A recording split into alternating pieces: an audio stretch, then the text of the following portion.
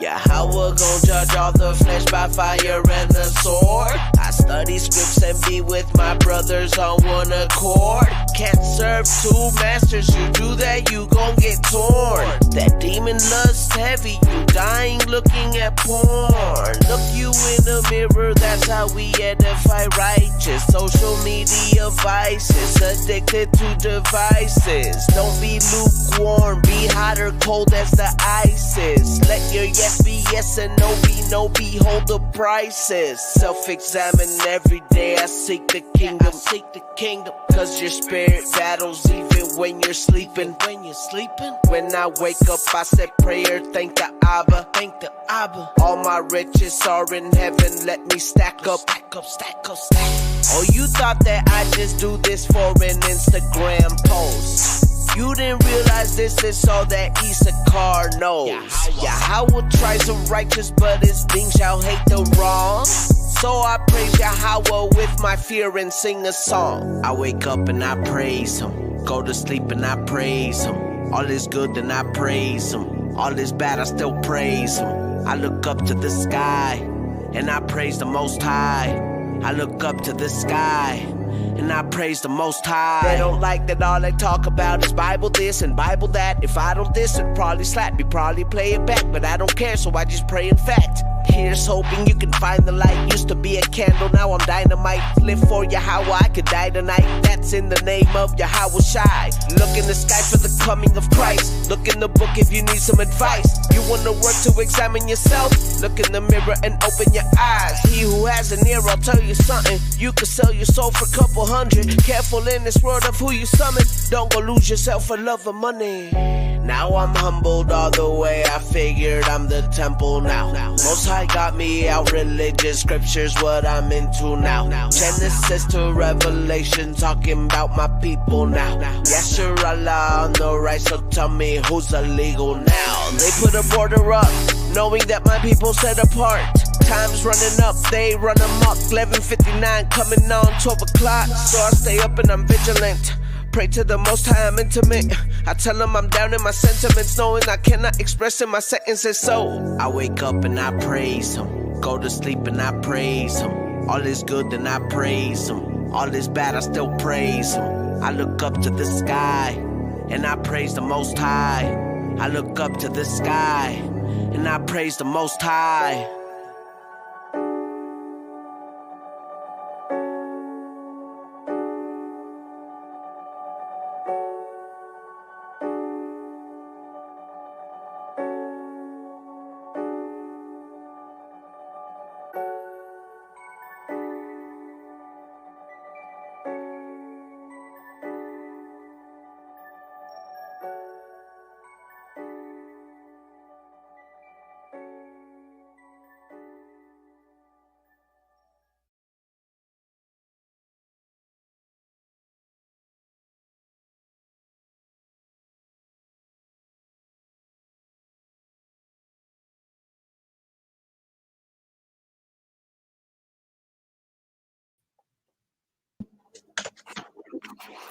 Shalom, shalom, Shalom, shalom.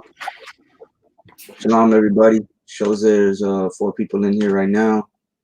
So first off, I want to give all praises, honor, and glory to the Most High Yahweh, and do so in the name of His only begotten Son, Yahweh Shai, whom the world ignorantly calls Jesus Christ. Right. So this is kind of an impromptu live. I went to sleep kind of earlier. Akeisha, Sammy, Shalom. I went to sleep a little early, and I woke up and I saw a few things, and I was like, man, I'm gonna do a live real quick, just pertaining to the times that we're living in. Dietrich J, shalom, everybody. Yeah, the times we're living in are getting more and more serious, like me and you have talked about before, and yeah, I just want to go over a few articles, things of that nature, and then we'll get into a few scriptures. But if you want to get Ezekiel, the 33rd chapter, real quick, while I try and pull up an article. 33. Con. It's going to be 1 through, I think, 6. Yeah, 1 through 6. If it starts slowing down on your end, just let me know, or like mine, because I'm gonna open up the a few tabs. Just let me know, and I'll go ahead and X them out. I'm actually I'm copying them from my phone, so they should be showing up. Okay, cool. Sounds good.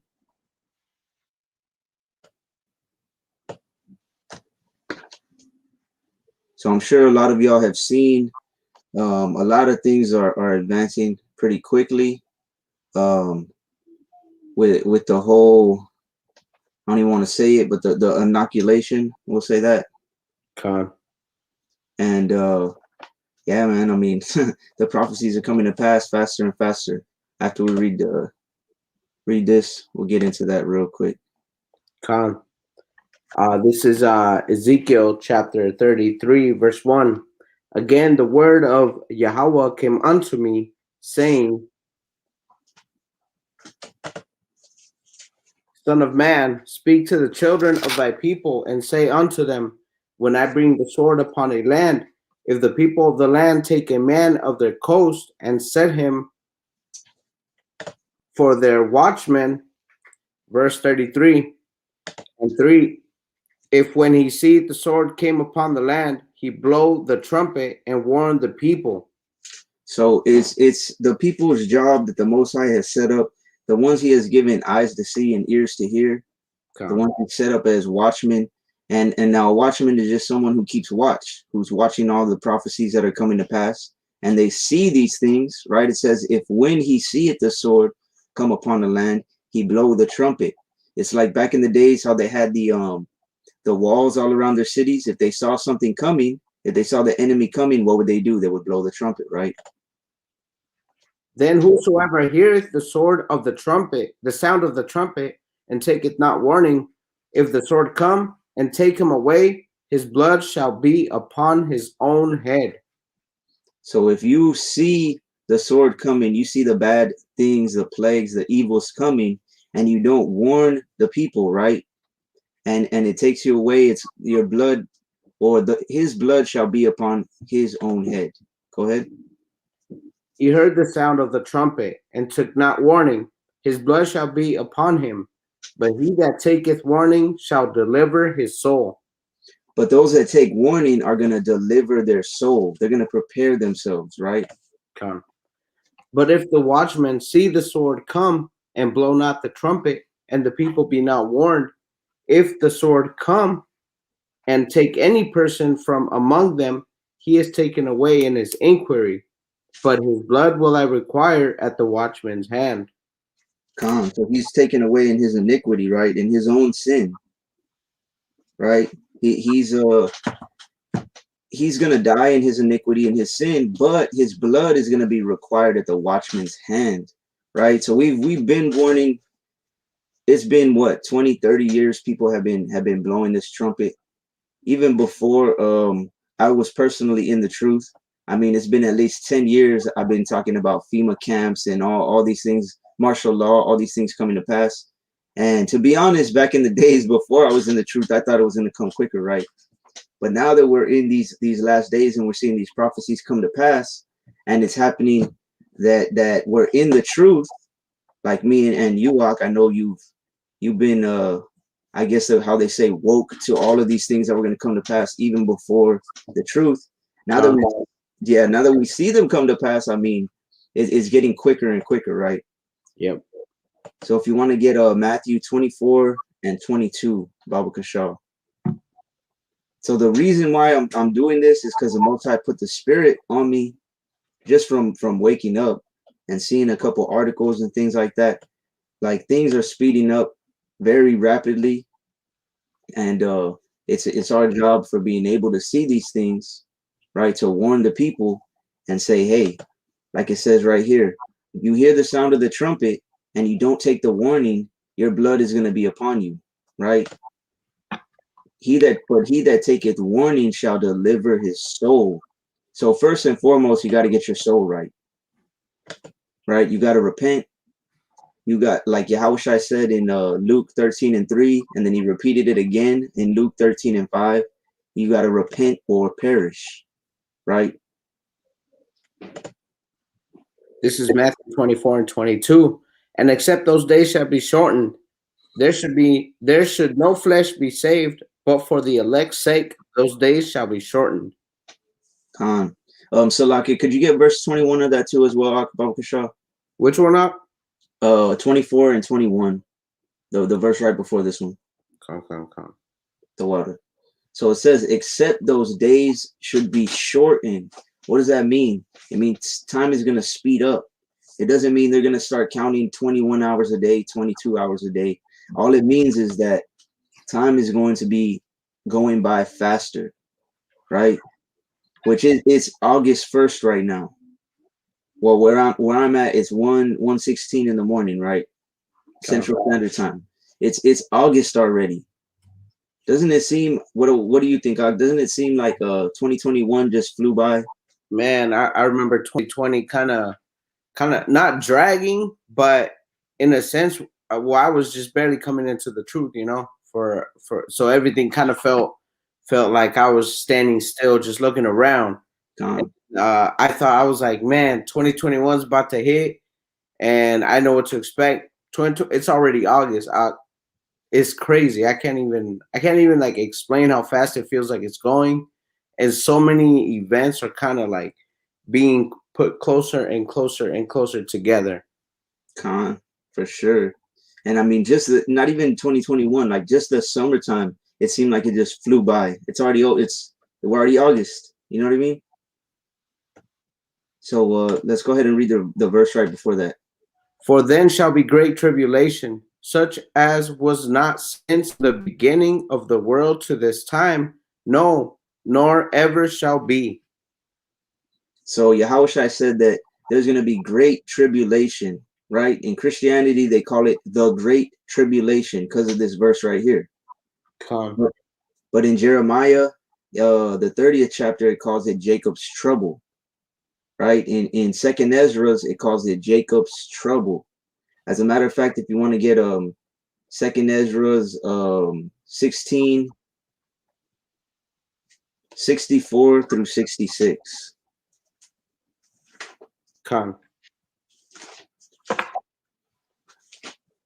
So like you said here, though, there's going to be great tribulation, such as was not since the beginning of the world, right? All the way to the end of the world. It's going to be worse than it's ever been, is what he was saying.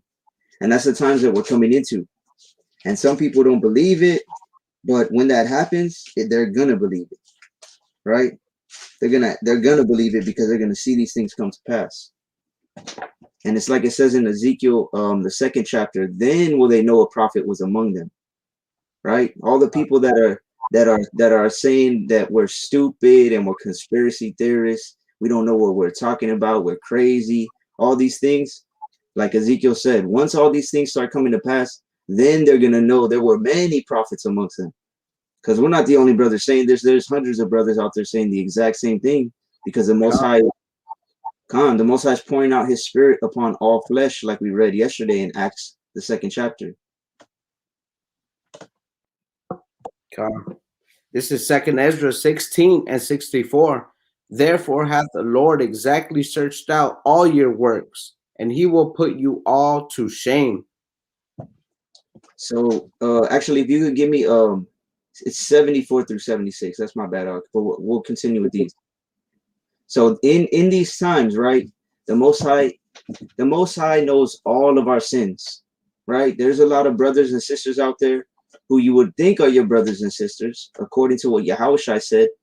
He said, my brothers and sister and mother is those that do the will of the Father, right? But it's easy to put on a front. It's easy to put on a facade and this fake righteousness and make people to act like you're righteous, right? And this is what we're seeing. We're seeing a lot of people think that people are righteous just because of how fancy their garments are. A lot of people think people are righteous because of how big their camps or their followings are, right? If we're going off of that, well, then Christianity is the most righteous out of everybody. They got the biggest followings. They got the nicest clothes, right? And for a lot of for a lot of the camps, and this isn't to bash all camps. I'm just saying there's a few of them, and if you know who they are, you have eyes to see and ears to hear. If you don't, I would say start praying for discernment. But there's a lot of camps that hate on Christianity and the Christian church and all these things. But then guess what? They're copying their business model to a T. Right? I want to ask you something before we move on to the next verse. So with me coming into the truth, I know that there's a lot of vessels that the Most High uses to come into the truth. For me, one of the main ways I came in was through. I know some people come in through the gospel. Some people come in, with a different. How can I put it? Perspective of the set apart spirit. And I was actually very intrigued with nationality. That's kind of like the hook that kind of grabbed my attention, and then from there, I know it's a set apart spirit that guided me. Because I didn't really.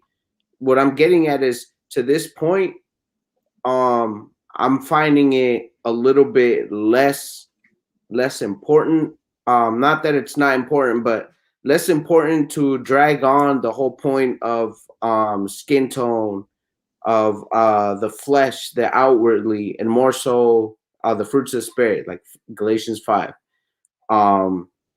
Because I feel like that maybe not to me, but to a lot of people, may be a stumbling block. That whole the nationality thing to a lot of people, especially people who might be Israel, that are still in the church in Christianity. What would you kind of say to that perspective of coming into the truth, or the spirit actually working through us in that aspect?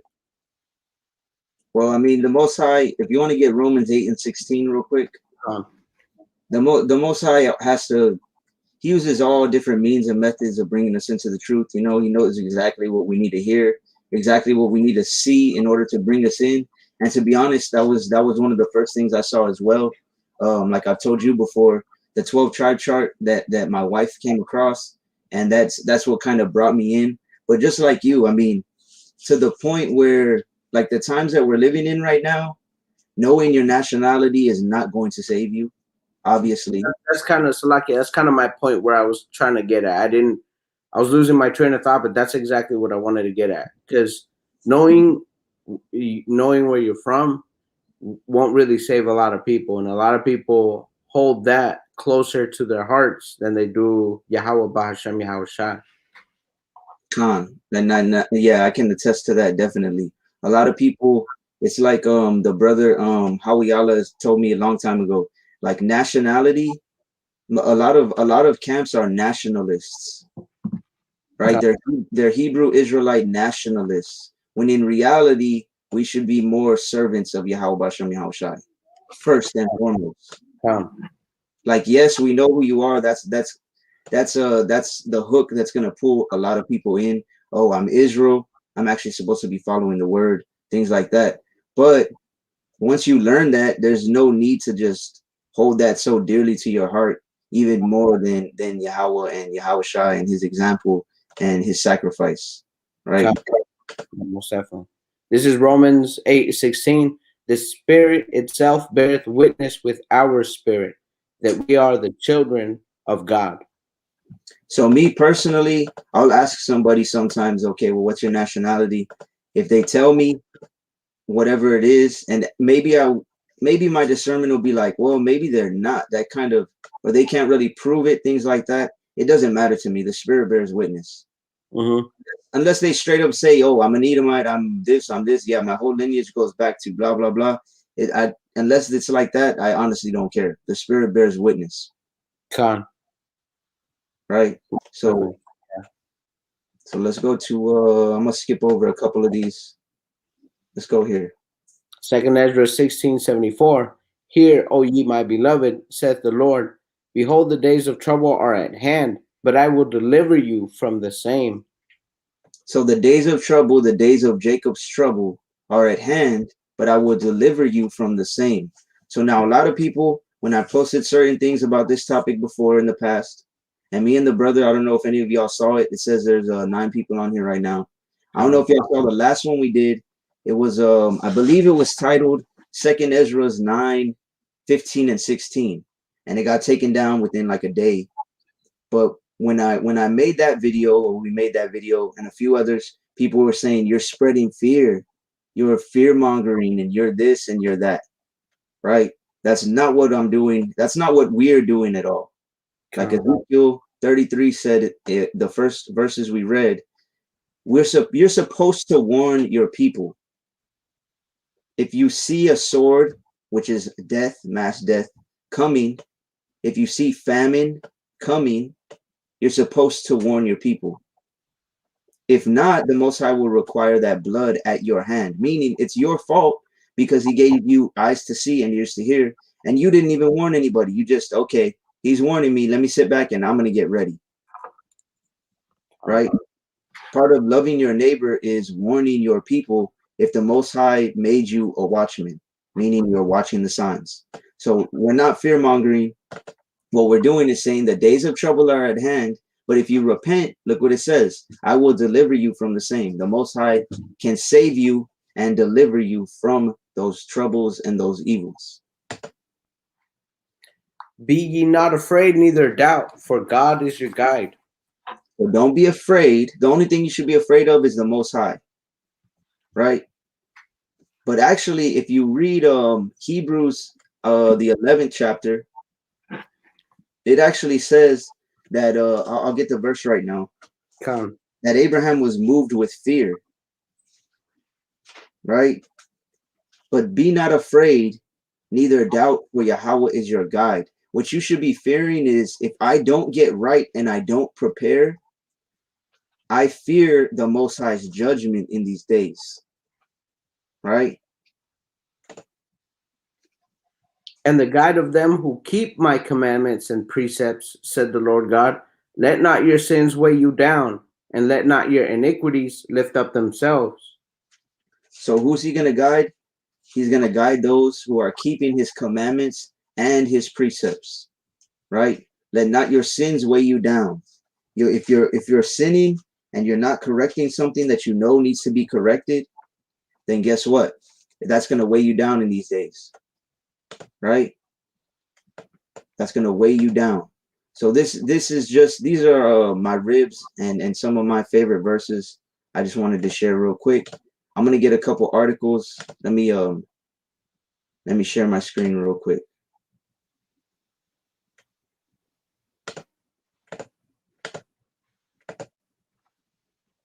Can you see that out?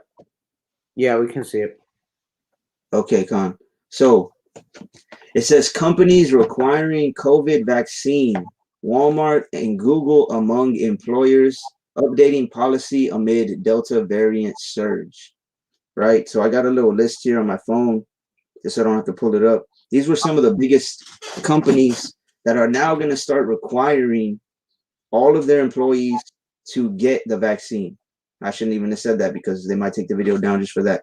Google, Facebook, Netflix, Disney, Walmart, BlackRock, Morgan Stanley, Saks Fifth Avenue, The Washington Post, Lyft, Uber, Ascension Health, and Twitter. Right? Those are some of the biggest companies in the whole world. And they're some of the companies that have the biggest reach. You know what I mean? They have a lot of money. They have a lot of pull. So the fact that they're doing that just shows normally it's the biggest or the most popular ones that do it, and then it just trickles down, right? I was gonna say once you start getting those bigger companies, a lot of these companies are low key monopolies. They might not. A lot of these do, like Disney owns a lot. However, even what they don't own, they do own by political resource or just recourse in having business ties with other big business. So just Con, just by knowing that these companies are already aligning themselves that way, you could almost guarantee is going to trickle down extremely fast. Being that, I mean, I mean Disney in itself, you know, the park itself is like its whole economic system. It draws so much money, so many people in. con. And apparently the people that are going to be working, like actors, things like that as well, are going to have the vaccination for to work for Disney too, right? And Like, then you know that all these businesses, like Walmart, for example, they have um they have government contracts. You know what I'm saying? They get what are they called, subsidiaries, to where like the government will give them a certain amount of money so that they can keep their prices low. And the deal basically is, if anything were to happen, that Walmarts can be used as emergency camps, which we know is FEMA camps, right? So they all have ties to the government. They all have ties to big business. And just think about it. All the companies that do business with just Google, Facebook, Netflix, Disney, like those are the bigger ones, the Washington Post, Uber, Lyft, all of these people have connections to other companies as well. So eventually they're going to get to the point where they're going to be like, all right, if you want to do business with us, guess what? All your employees are going to have it too. So real quick, things are speeding up. There's also, of course, a bunch of restaurants.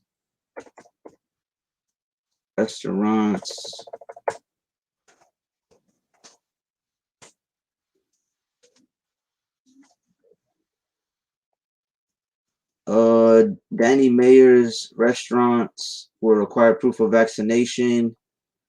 Shake Shack founder requires customers to show proof of vaccination. There was a brother that posted earlier today as well at a Subway, at a local Subway where he lives. It said you can't go in, or you can't eat there. Let me pull it up real quick.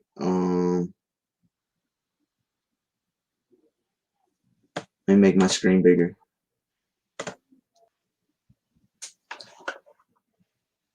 It says Subway sitting facilities are only available for fully vaccinated people. You will be required to provide a proof of your certification.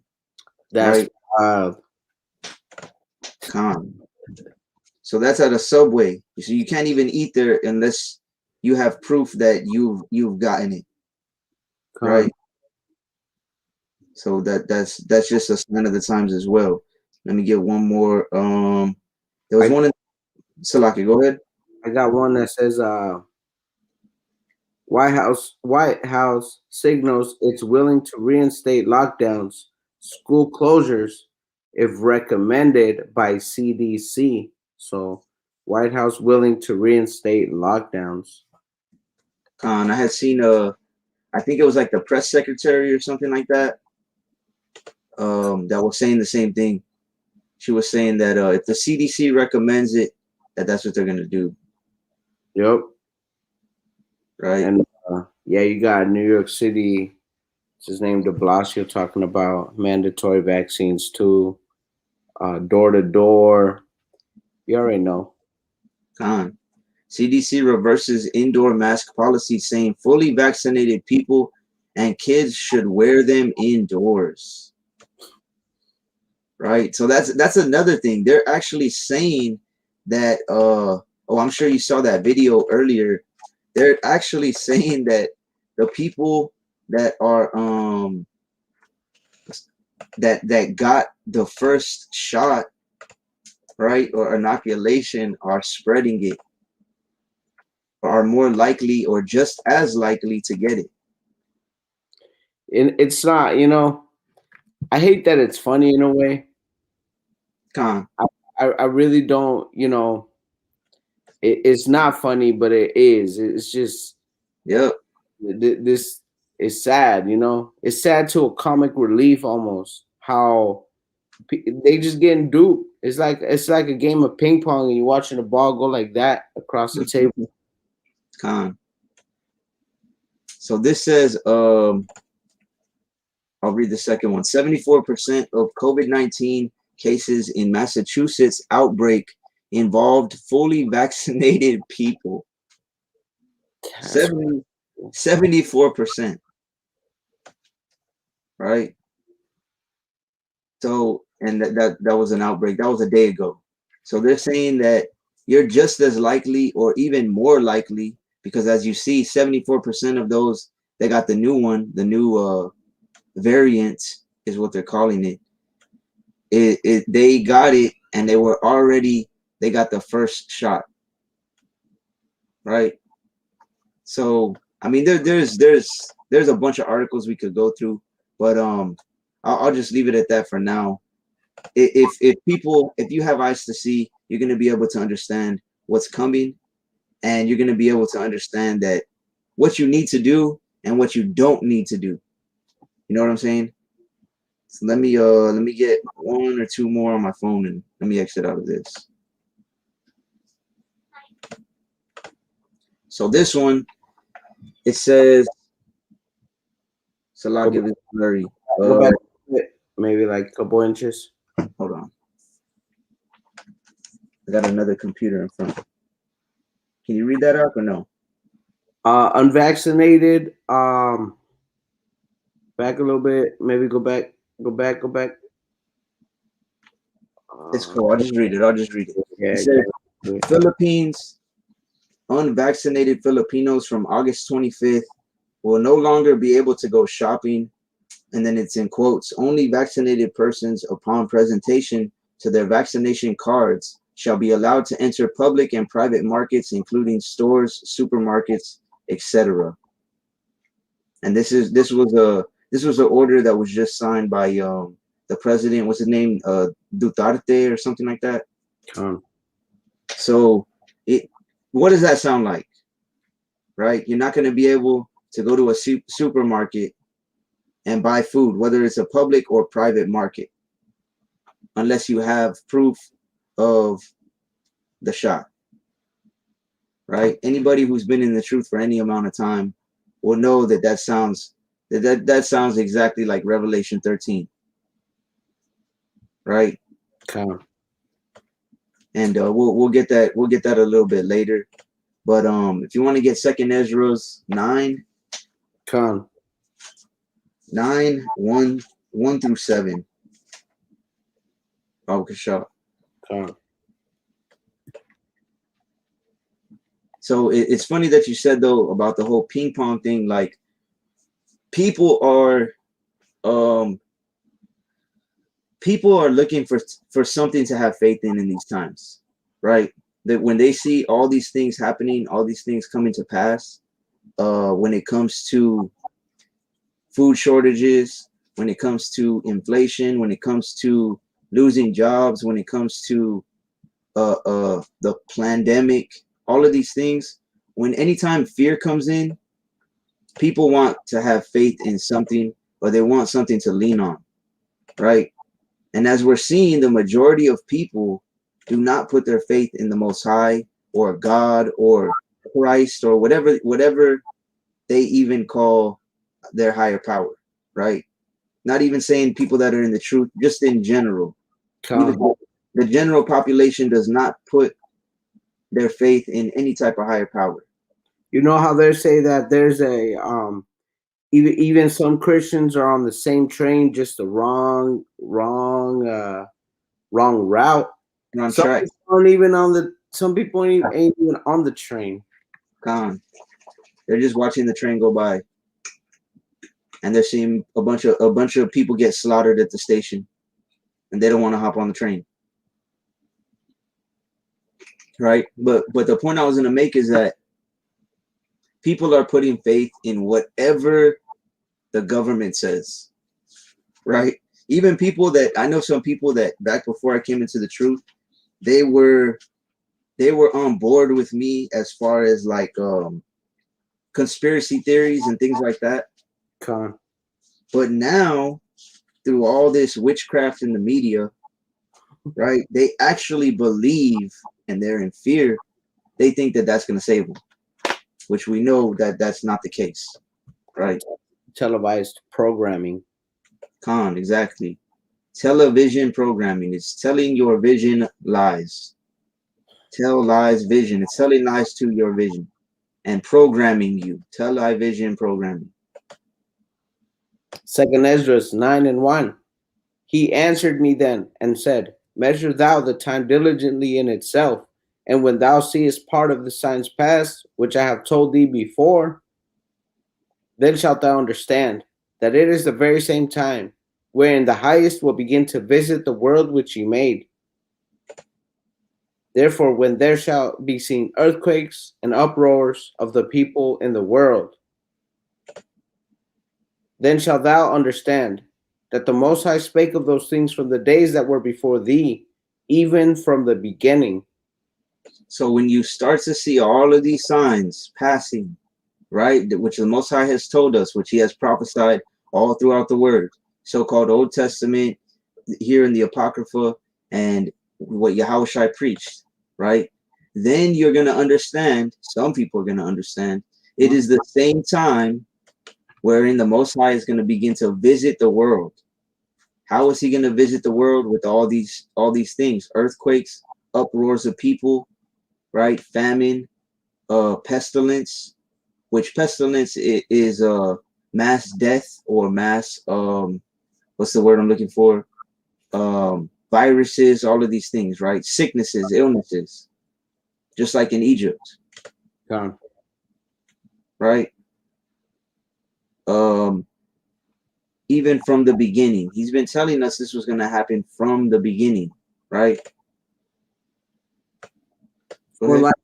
For like as all that is made in the world hath a beginning and an end, and the end is manifest. The end is being manifest right before our eyes. If you can't see that, then you definitely need to pray for some discernment and for some spiritual eyes to see. If you can't tell that the world is crumbling around us in general, not just the USA, the whole earth, right? The end is manifest.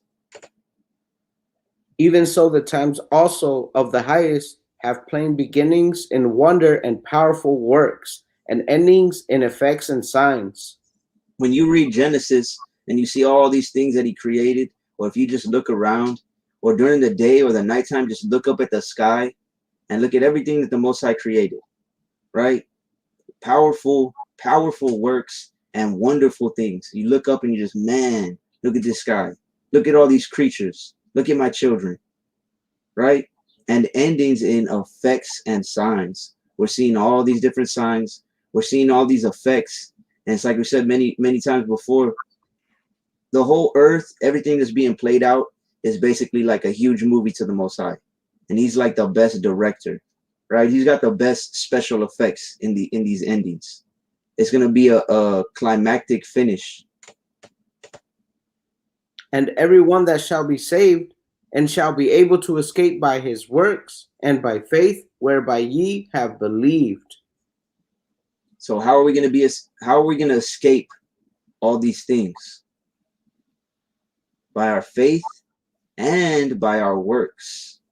Because I know a lot of brothers are saying, and that's fine. Look, I understand everybody has their own lot, right? We were talking about that the other day, a couple lives ago. Everybody has their own lot. Everybody has their own thing they got to do, right? Their own people they have to take care of. Some people got bigger families than others. Some people, they don't even have families as of yet. But I guarantee you, during Jacob's trouble, it's going to happen for a lot of brothers that they're going to end up. The Most High is going to put people around them that they have to that they're going to be in charge of, right? Because that's prophesied as well. But the point I'm trying to make is, the more responsibilities you have, the more that the Most High requires of you. The more work you're going to have to put in, right? It's like in what is it? To him that much more is given. If you want to pull that up, actually. Yep. What's the movie that comes out in though? I can't even think of his name. Peter Parker. Spider-Man. Have you seen that one? That old one? Yeah, that's the first one. That's the first one. That's the first one. He's like, with great power comes great responsibility. Con, if you want to pull that up real quick, because I know there's brothers that are saying, look, yeah, you like, again, what I've said without even getting too deep into it. We all have our own responsibilities to take care of, and we all have our own discernment, and we all have the Most High talking to us in different ways. So when it says to me personally, nobody else, right? And shall be able to escape by his works and by faith. What comes to my head, to my mind, is number one, obviously, you have to have faith in the Most High.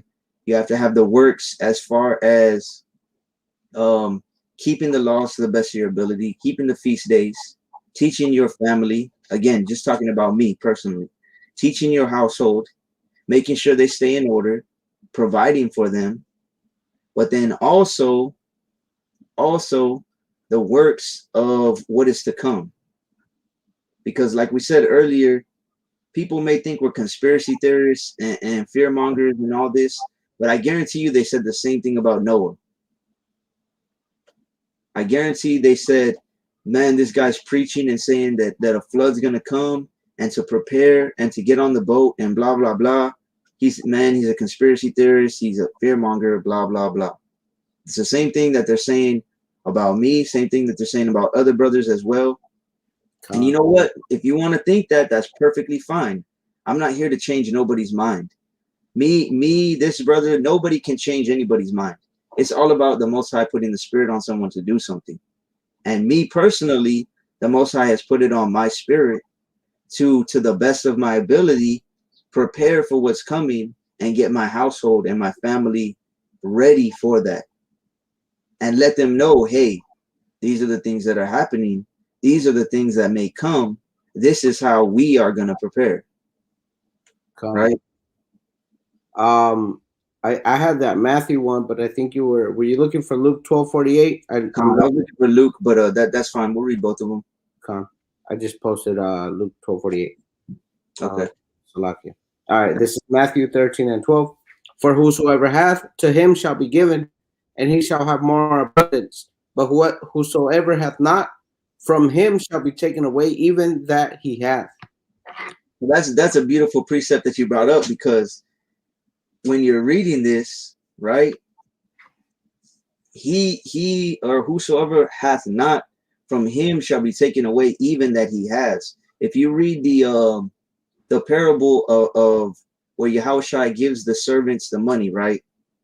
The talent, right? The one who he gave and they did nothing with it, what happened? Took it away. He took it away. He took away even the little he had. So now let's say the Most High gives you some discernment and he puts you in the position. He gives you a little bit and says, look, I'm going to give you this. I'm going to let you know the things that are coming. Let's see what you do with this. And then you go and do something stupid with, let's say it's money, or let's say it's time to prepare, or both, and you do nothing with it. So what's he going to do? He's going to take it away from you. You didn't make something better out of it. Right? So the Most High is definitely, and you know, I'll say this on here real quick. Let's see, there's only 8 people on here. I'm gonna make like a video or something about it, Most High willing, by the end of the week, by Friday. Like I told you, there's two different places we're trying to get right now. One of them is 40 acres here in the city that next to us. It's 40 acres, but here's the thing. There's no electricity. There's no connected electricity. And there's no running water. But there's like a rasaka that goes along the edge of the property. So that could be used to grow food. That could be used for, if you filter it, that could be used for like going to the restroom, things like that. But the point I'm making is 40 acres is a lot of land, right? You could do a lot with that. And I'm gonna announce it if we end up getting that one instead of the home that we're looking at. That if any sincere brothers or anything like that want to reach out to me and they want to come and possibly live there, that would be cool. But the thing is, you would have to get solar and you'd have to get obviously a water tank, right? And then you're gonna have to also grow your own food. But 40 acres is enough for a lot of people, and it's actually fenced the whole property. Con. So, and the closest neighbors are like acres and acres and acres away. But just to throw that out there, right? Because that's going to be one of the most valuable things. If we end up like in the Philippines, right, where you can't even go out and buy at a store unless you got the inoculation. I'm telling you, there's a lot of people right now that are saying, I would never get it. Oh, no, they're talking all crazy and loud and stuff. Oh, nah, I'm the most high this and the most high that, I would never get it. But when you can't work or you can't buy any food or anything like that, that's when the real test of faith is going to happen. And like I said about people, that some people think you got a fancy garment on and you're in a certain camp, that means you're righteous. It's the same thing with this. It's going to test your faith once the shit actually hits the fan. Because if you didn't prepare, right, then how are you going to eat? What are you going to do if you have a family and you lose your job and now you can't pay your house bill and you can't pay your car bill and you can't pay? I know this sister that she has a car and her payment's like $500 and something a month.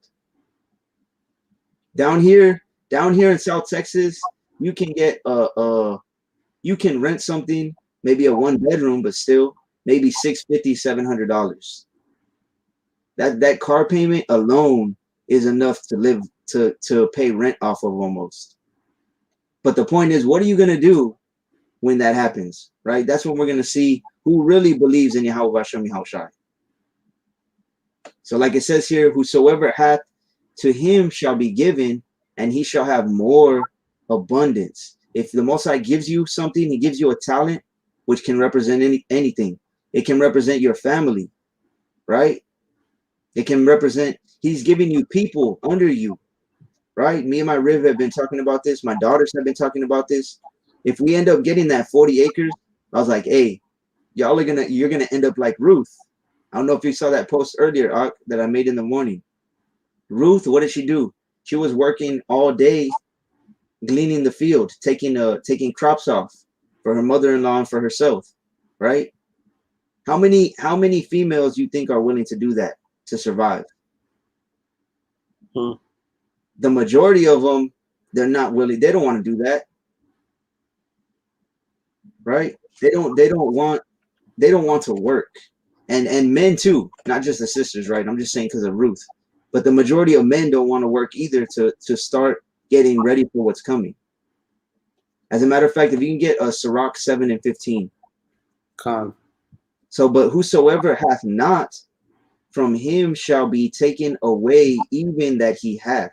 So the little the Most High gives you, that little bit of time he gives you, that little bit of money maybe he gives you to invest, to prepare, right? If you're not going to use it, that little bit that you have is going to be taken away too. I'm in that state right now, but I'm holding my faith. All praise to the Most High. If you're married, you can tell your husband to put him in touch with me, right?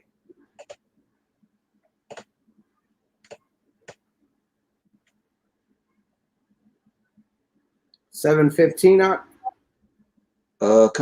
Sirach 7:15.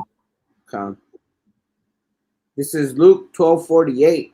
But he that knew not and did commit things worthy of stripes shall be beaten with few stripes. But for unto whomsoever much is given, of him shall be much required. And to whom men have committed much, of him they will ask the more. So let's just give y'all a worldly example first. If I work at a bank and Jomar works at a bank, and I am what's like the beginning position? Like you don't need no experience or nothing. Probably a teller. Okay, so let's say I'm the teller and the brother Jomar is the manager. Okay. If he's the manager, they committed much more to him and they're gonna ask more of him than me, right? If something goes wrong, they're not gonna say, oh yeah, let's blame Joaquin. All this stuff went wrong. There's money missing. There's employees coming in late, and all these things are happening. No, they're gonna go to the manager. Why? Because they committed more to him, so they ask more of him. He's the one in charge of more affairs and more things, right? It's the same thing with the Most High. It says, "Unto whomsoever much is given, of him much shall be required." In other words, if I have a family, if my household has 6 people, guess what? The Most High has given me more than most brothers. So, 1 Timothy 5:8 says, if you don't provide for your house, you're worse than an infidel. You're worse than somebody who doesn't believe. So I have more that is required of me, right? I have more that is required that I have to do to take care of my household. And this is one of the things right here. Sirach 7:15. Hate not laborious work, neither husbandry, which the Most High hath ordained. Hate not laborious work. Let me tell you, I do laborious work. Now, I don't mind because I take it as a blessing to have my own small business and stuff. But being outside all day for 4 or 5 days out the week, it's laborious work. Neither husbandry. Husbandry is the planting and sowing and growing of things, right? Whether it be corns, potatoes, carrots, watermelon, whatever it is, right? Which is a very good live that you actually did. So if anybody hasn't seen it, it's a really good live to take a look at. On husbandry. And we hit it more from the angle of a spiritual angle, because husbandry is planting and sowing, right? It's sowing the field, breaking up the field, and then planting, and then sowing and reaping from it. We hit it more from the angle of as a man, you have to be able to do that for a woman, for your children, for your household, right? Exactly. So that's of course, that's first and foremost.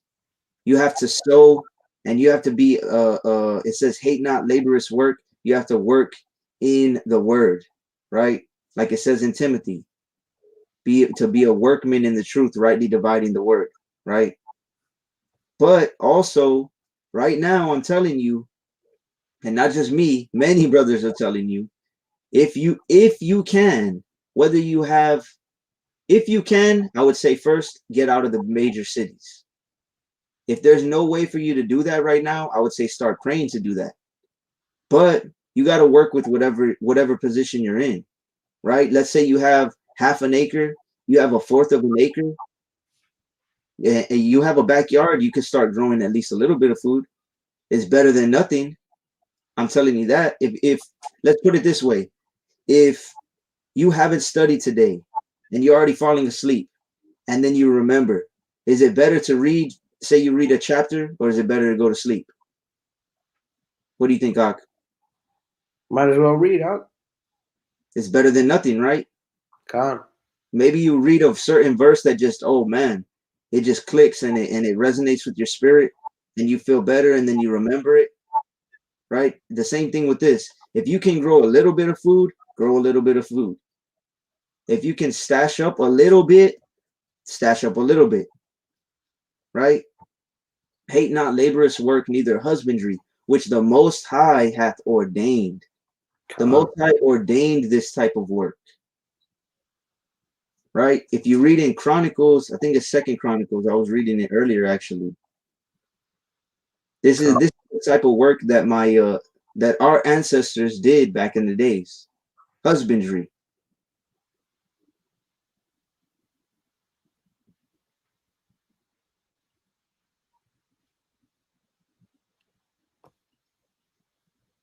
See if it'll pull up real quick. 2 Chronicles 26:10. It said, also he built towers in the desert and digged many wells, for he had much cattle, both in the low country and in the plains, husbandmen also, and vine dressers in the mountains and in Carmel, for he loved husbandry. Right? So it says husbandmen also. The Most High gave him husbandmen. First Corinthians 3 and 9, for we are laborers together with Yahweh. We are Yahweh's husbandry. The water. So right there it says he loved husbandry. He loved working the land. Right? This is what our ancestors were about. Second Maccabees 12 and 1 says, when these covenants were made, Lysias went unto the king, and the Jews were about their husbandry. The Jews were about their husbandry. Right? This is the type of work that our people have always done. But we got tricked out of doing it. We got tricked into thinking that, like, especially us being Northern Kingdom, right? Con. We got duped, like they say. we traded a self-sufficient lifestyle for paper payment, for a piece of money, a dollar bill that isn't worth anything. The American dream. The American dream, the American nightmare, right? But like it says here, and the Jews were about their husbandry. How many Jews are about their husbandry right now? Not very many. Well, I actually know about a handful that I've just recently come to meet online, of course. A lot of people are getting into this. And like I said, you may not be able to do it to the extent that you would want to, but you got to start somewhere. And like it says right here, for he had much cattle both in the low country and in the plains. Husbandmen also. What are husbandmen? Those are people that are down with husbandry. They know how to grow things, right? And one of the brothers that I was talking to, who lives out there in the Ozarks, he told me, he was like, hey, I'm gonna be straight up with you. I knew nothing about growing food, growing crops, raising animals. I just got out here. I started doing it. There was a couple of trial and error, but for the most part, the Most High, he provided and showed me how to do everything. And we have all of this. Yeah, he has a large amount of food that they're growing, right? Con. But notice it says husbandmen also. And that was another thing that he kind of mentioned. He was like, look, when I moved out here, it was just me and my wife, right? Then he ended up getting another wife. Then he ended up getting 3 brothers that moved out there close to him, and they're all working alongside each other, helping each other to do certain jobs. Husbandmen also. He said the Most High, he didn't know these brothers before he moved out there. The Most High put them, he made their paths cross, just like how he made me and your paths cross out. And he said, let me go back up. You have to understand that this was ordained by the Most High. This type of work. Hate not laborious work, neither husbandry, which the Most High hath ordained. When the Most High ordains things, he's going to provide the things that he ordains. Right? So let's go to 2nd Ezra 15. And we'll start on, let me get it real quick. 2nd Ezra 15, 14 through 19. Come. Just going to go over a few of the verses that we went over on that last live that got taken down. And you know what? While you're doing that, I'm going to pull something up real quick. So another thing that a few brothers were saying, obviously you cannot put your faith in anything besides the Most High. But at the same time, if the Most High moves you to do something, you have to have faith in what he moves you to do. Right? So a while back, when I had did the live about living off grid and things like that, I was talking about solar power. Right? Because that live that we did, you remember the live we did about how they were doing simulations if the grid went down? Yep. Okay, so that and a couple other lives that or lessons, lives, whatever you want to call them, that we did was pertaining to solar energy. And some brothers were saying, well, you can't put your faith in that and blah, blah, blah. And I'm putting my faith in the Most High first and foremost. Let me say that.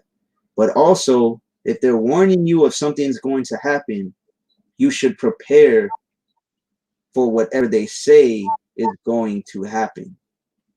So if you want, actually, if you can get Proverbs 22:3, and then we'll read that second Ezra's Balkashal.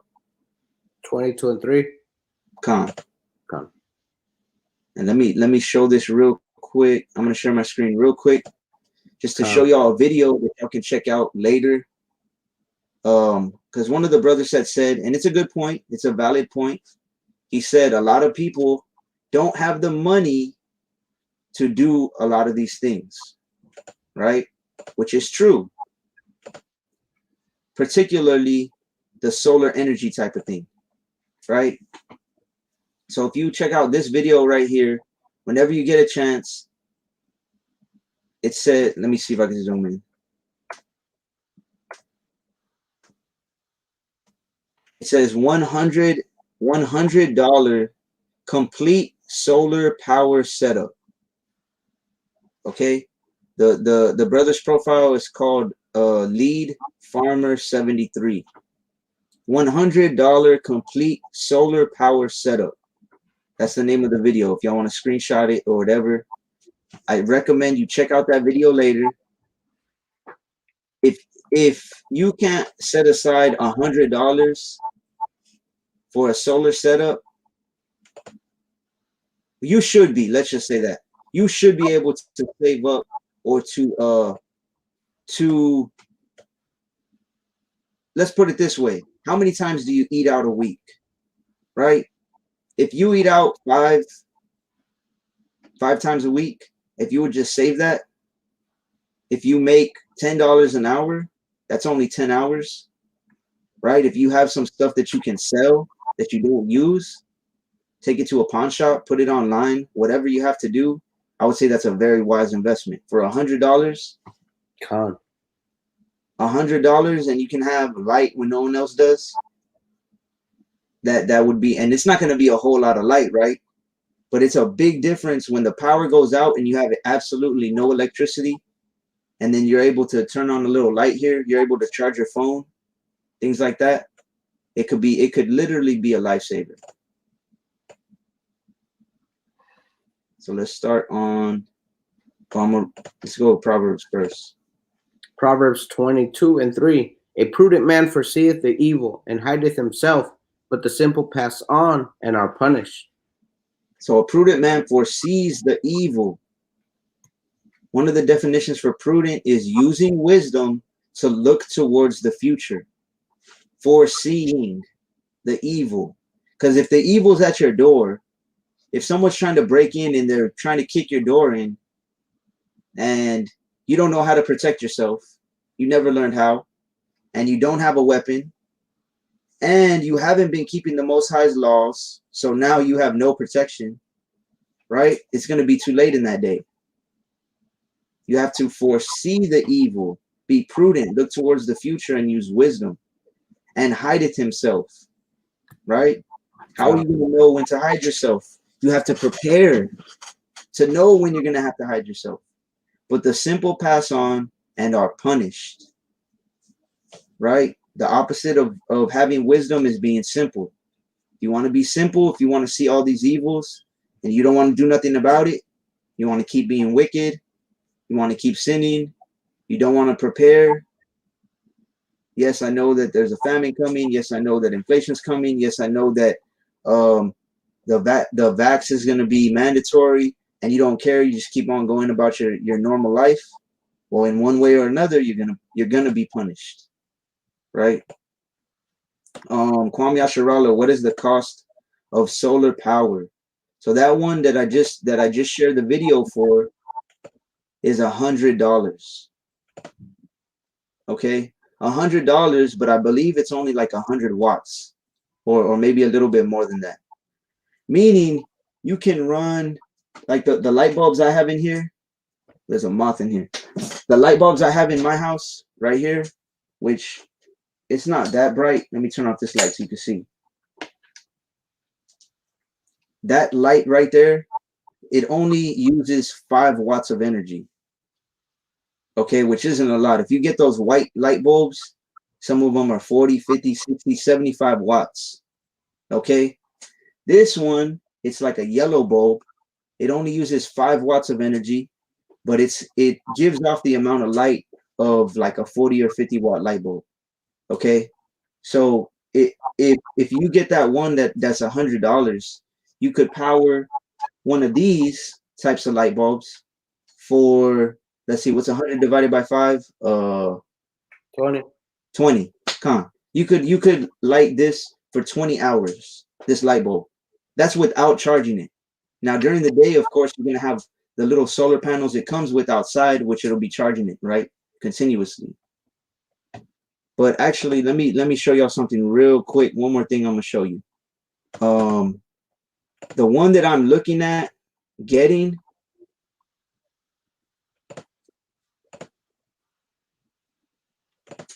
Salako.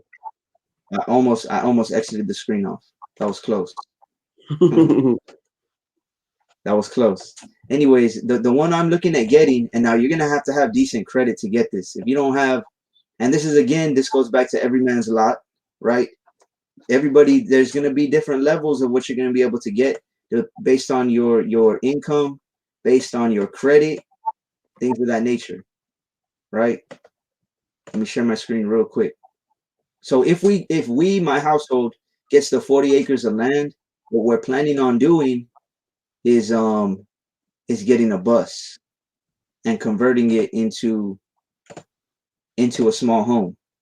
And then once we get the bus, put it on the property, then I'll build it like a small type of like shed house as well, just so we have more space. Can you see that, Ak? Yeah. Okay. So now this here is 4,500 watt hours. Right? So as you this is expensive.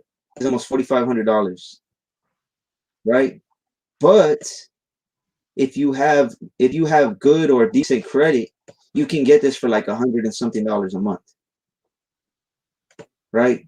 So it comes with this huge solar generator, comes with the solar panels, comes with all the connections and everything. This one right here is enough to run an AC, a small fridge like the half-size fridges, and then all your lights. Okay. Now again, it's $4,500, but if you have decent credit, you can get it for $100 and something a month. Which I don't know about you, Ak, or anybody else. I pay more than that for light every month as it is. Right? Oh, right here it says as low as $125 a month. I don't know if you can see that. It might be too small. No, yeah, we can see it. Okay, calm. So again, this would be something if you're gonna live off grid.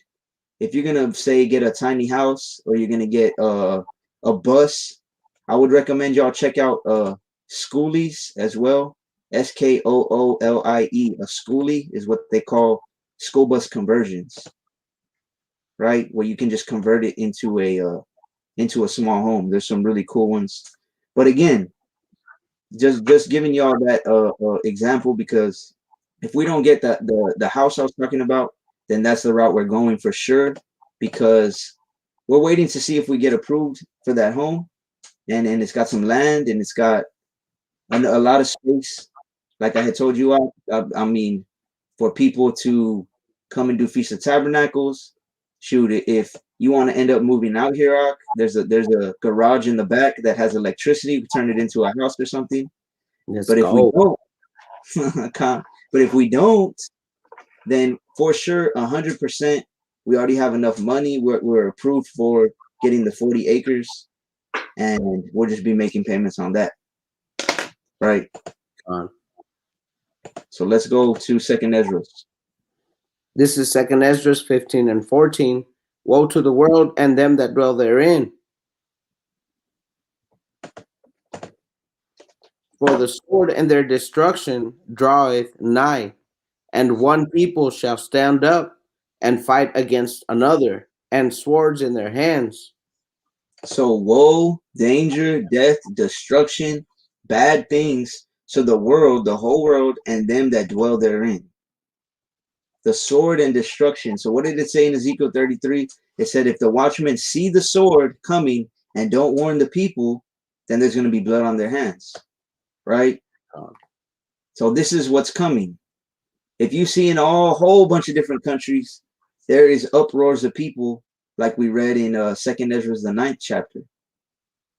There's people going against the government. There's people going against their city, local police forces.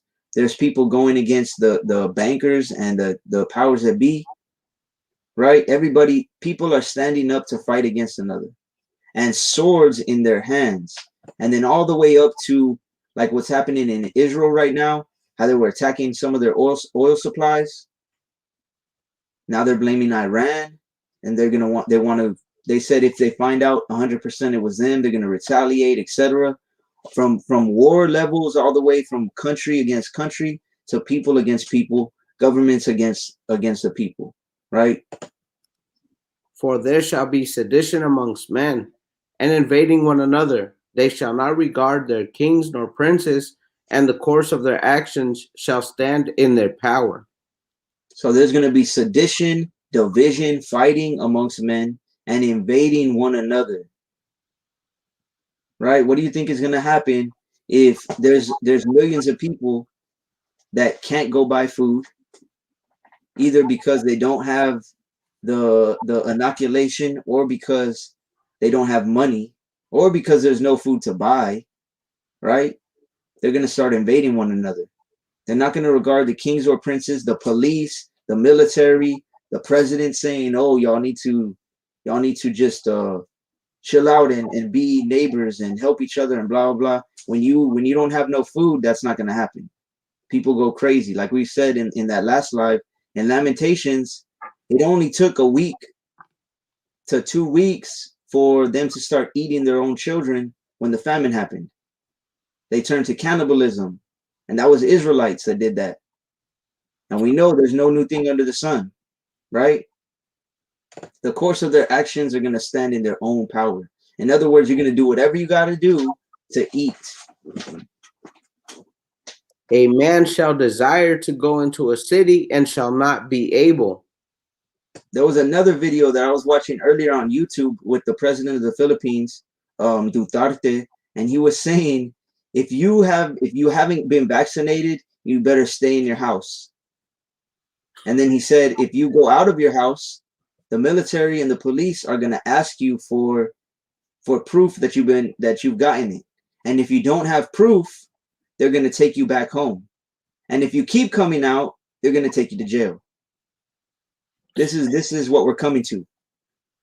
And yeah, people are going to say, oh, well, that's in Asia, right? But it's always, oh, I'm not going to worry about it. It's over there, until it's here. For because of their pride, the cities shall be troubled, the houses shall be destroyed, and men shall be afraid. So because of their pride, just like we were saying yesterday, pride is the beginning of all sin. Sirach 10 and 12 and 13. Pride is the beginning of all sin. So because of your sin, the cities are going to be troubled. Jacob's trouble. The houses shall be destroyed, and men shall be afraid. You know how many men are going to be afraid? All the men that aren't men of the Most High are going to be afraid. In Jeremiah, the 30th chapter, it says, when he was having the vision, he said, wherefore do I see a man with his hands on his knees, like a woman in travail? Like when a woman is going to give birth and she's down in pain and just, oh, that's how he saw men in that day. They're not going to know what to do. If you don't have faith in the Most High, you're not going to know what to do. And you're going to be in a lot of fear. A man shall have no pity upon his neighbor, but shall destroy their houses with the sword and spoil their goods because of the lack of bread and for great tribulation. I'm posting that scripture as well, Jeremiah 30 and 6.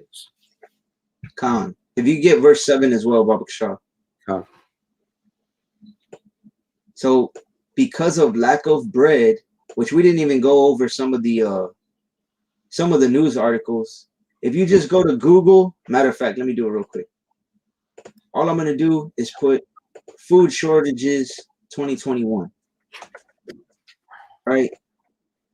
Let me share my screen real quick. So the sister said 45. Well, I believe it's a sister because it's a pink picture. Said 4,500 is worth it. 4,500 is worth it. If you got the money to do it, and even if you got the credit to do it, it's not like you got to put $4,500 down. Right? If you got to pay $125 a month, that's nothing compared to what a lot of people pay for electricity. Right? But food shortages 2021. Pet food shortages leave owners on the hunt. Hey, you know there's people willing to do that for their dogs and their cat. But guess what? When it comes down to am I gonna eat or is my dog gonna eat? You know that dog's gonna die first. So pandemic era food price increase. Shortages persist. The price of corn is up 57%. Nationwide supply shortages causing high groceries, food. 12 pandemic food shortages and the stories behind them. And it goes on and on. Taco Bell is facing a food shortage. It goes on and on. You could read pages and pages and pages of articles.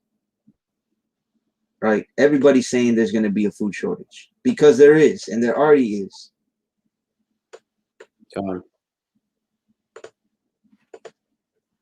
Jeremiah 30:6. Ask ye now, and see whether a man doth travail with child.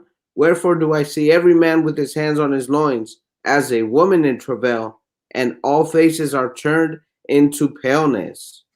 So Jeremiah was seeing in Jacob's trouble, seeing the things that were happening. The Most High gave him that vision, right? And he said, ask now and see, does a man carry a child? No, right? Women give birth. Saying, then why, wherefore, or why do I see every man with his hands on his loins, bending over like, oh man, as a woman in travail, and all faces are turned to paleness. When you get so scared or so shocked and you just turn pale, that's exactly what Jeremiah was seeing. Alas, for that day is great, so that none is like it. It is even the time of Jacob's trouble, but he shall be saved out of it. So alas, that day is great. There's none like it. Just like Yahushua said, there's no time worse from the beginning all the way to the end of time, till the kingdom comes. There's no time worse than the time of Jacob's trouble, but he shall be saved out of it. Who is he? Jacob, right? Now, this isn't talking. Some people will take this and say it's all Israelites. A matter of fact, if you can give me, I think it's Romans 11:7. Romans 11:7. But if we go back to 2nd Ezra, how did it say that we were going to be saved? How did it say we're going to escape? This 2nd Ezra 9:7. And every one that shall be saved and shall be able to escape by his works and by faith, whereby ye have believed. So, of course, you have to have faith. First and foremost, faith in the Most High, faith that you have to keep the word to the best of your ability, but you also have to have the works. And this is what a lot of people don't believe or don't understand, right? So when it says in Jeremiah 30:7, it is the time of Jacob's trouble, but he shall be saved out of it. What then? Israel hath not obtained that which he seeketh for, but the election hath obtained it, and the rest were blinded. Who is Jacob that is talking about in Jeremiah 30:7? Israelites, right? Israel, like it says here. What then? Israel hasn't obtained what they seek for. The main thing we're seeking for is the kingdom, right? Mhm. obviously. But I guarantee you, if you ask 100 Israelites, would you rather make it through Jacob's trouble and survive and see how Shai come down, or would you rather die and then wake up and you're making it into the kingdom? I guarantee you, maybe 99 out of 100, there might be that one brother that no, I want to die for the Most High. The majority of them want to make it through all of these things. They're seeking to make it through, right? And the only way you're going to do that is if you are part of the number that's been elected to make it through there, right? But the rest were blinded. And going back one more time to Second Ezra's, how it said, how are you going to make it through? How are you going to be able to make it past all of these evils? You could read that real quick, huh? And everyone that shall be saved and shall be able to escape by his works and by faith, whereby ye have believed. By faith and by works, right? If you can give me Second Ezra's 15 and 49, and then we'll go to chapter 16. And I'm just gonna get a couple more. This is gonna be a quick live. Let's see, we've been on here an hour and 20 minutes. I think yesterday's went like maybe 3.5 hours. Okay. 1549 out. 1549.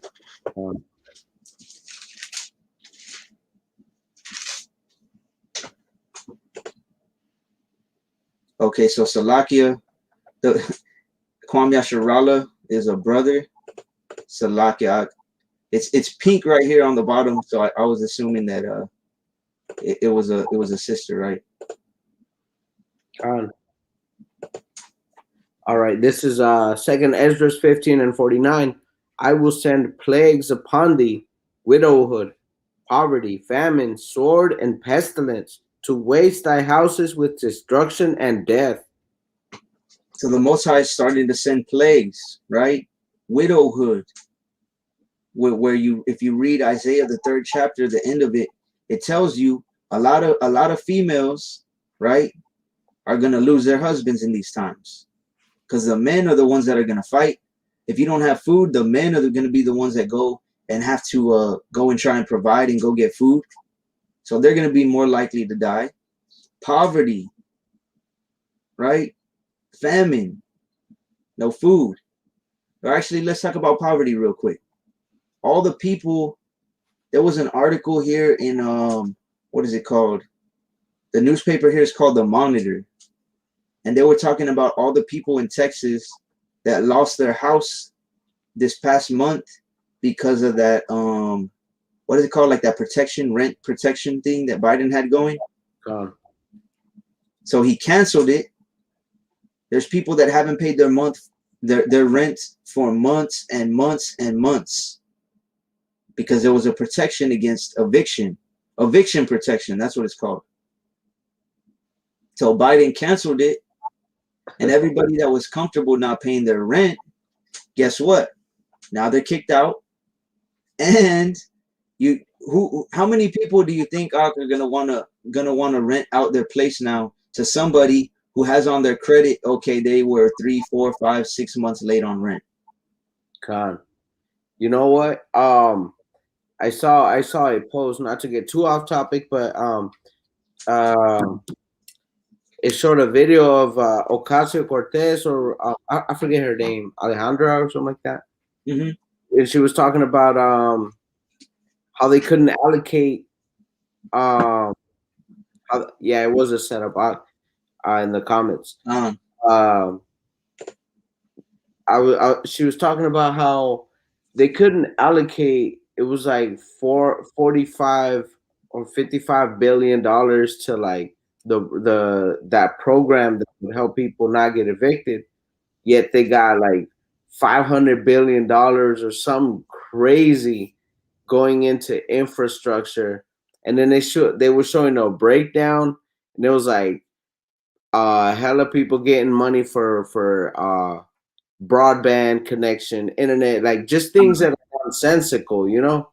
But I mean, what we don't put our faith in that kind of stuff, but it just kind of shows where the allocation of resources stands and what the agenda is. For sure. And like the brother said, that was a setup. Like you have to understand, every year, like in 2020, they gave Israel like 3.8 something billion dollars. 3.8 something billion dollars to Israel, who to all these people that don't even they're not even in the United States. They're not even US citizens. They basically are because of the Balfour Declaration, but they're not even in this country. They gave them almost $4 billion, but then they can't help the people to not get evicted, like you said. And the reason why is because, again, that was the setup. And just like with the unemployment thing as well. It's like I told you a while back, last month when we went to San Antonio, me and the couple of brothers that went to go and preach and stuff, every single place we went to had hiring signs. Everywhere we went, now hiring, now hiring, now hiring. There's a place called Bill Miller's Barbecue, which is basically a fast food barbecue place, and it said $500 sign-up bonus if you apply here and you get employed. Since when do they give out bonuses for working at a fast food place? They did. Go ahead. So you've been saying that for a minute now, that they had unemployment signs everywhere, or now hiring. Same thing here. You go to a lot of spots and they have it. And I live in a bigger city, you know. Just where I started working at, I never thought we'd ever put up signs. They're actually sending corporate signs so we could put, because we've been so short staffed for, I don't know, I'm gonna say maybe like 8 months now, since the beginning of 2021. So, and I work at a major bank. And why is that? Because people are giving in, they're trusting in the system that enslaves them. They're trusting in. I know people in unemployment who make more than me. Yeah, and I'm I work full time, you know, but what is it? Proverbs 6. Don't be like the sluggard. Go to the ant, thou sluggard. I'm gonna pull it up. Yeah, and again, what it goes back to is they're trusting in the system, and when you trust in a system, that system can easily be pulled out from under your feet. They can just collapse it, like we saw with the whole housing thing. People are like, okay, the government, I don't got to pay my rent now. Well, guess what? Now you have to, and now that you weren't, your credit is ruined, and now nobody's gonna want to rent to you. Now you're gonna have to move back in with your mom, with your dad, with your friend, with whoever it is, because you're not gonna be able to. If you couldn't afford to pay rent, you're definitely not gonna be able to afford to get a house. If you can pull up Isaiah 30:1 and 2 as well, Baba Shaw.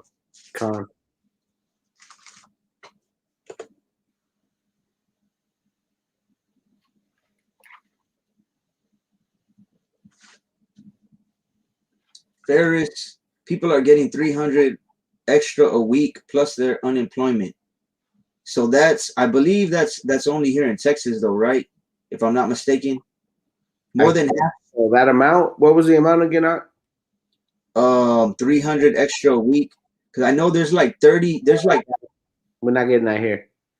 I was reading an article probably last week or maybe 2 weeks ago. It said like 28 or 29 states already canceled it. That's crazy, first.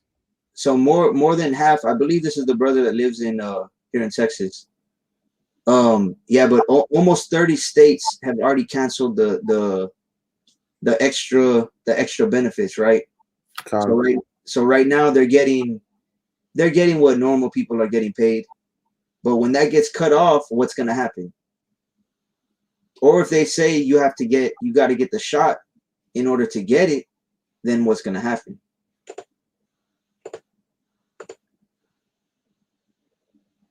How long wilt thou sleep, O sluggard?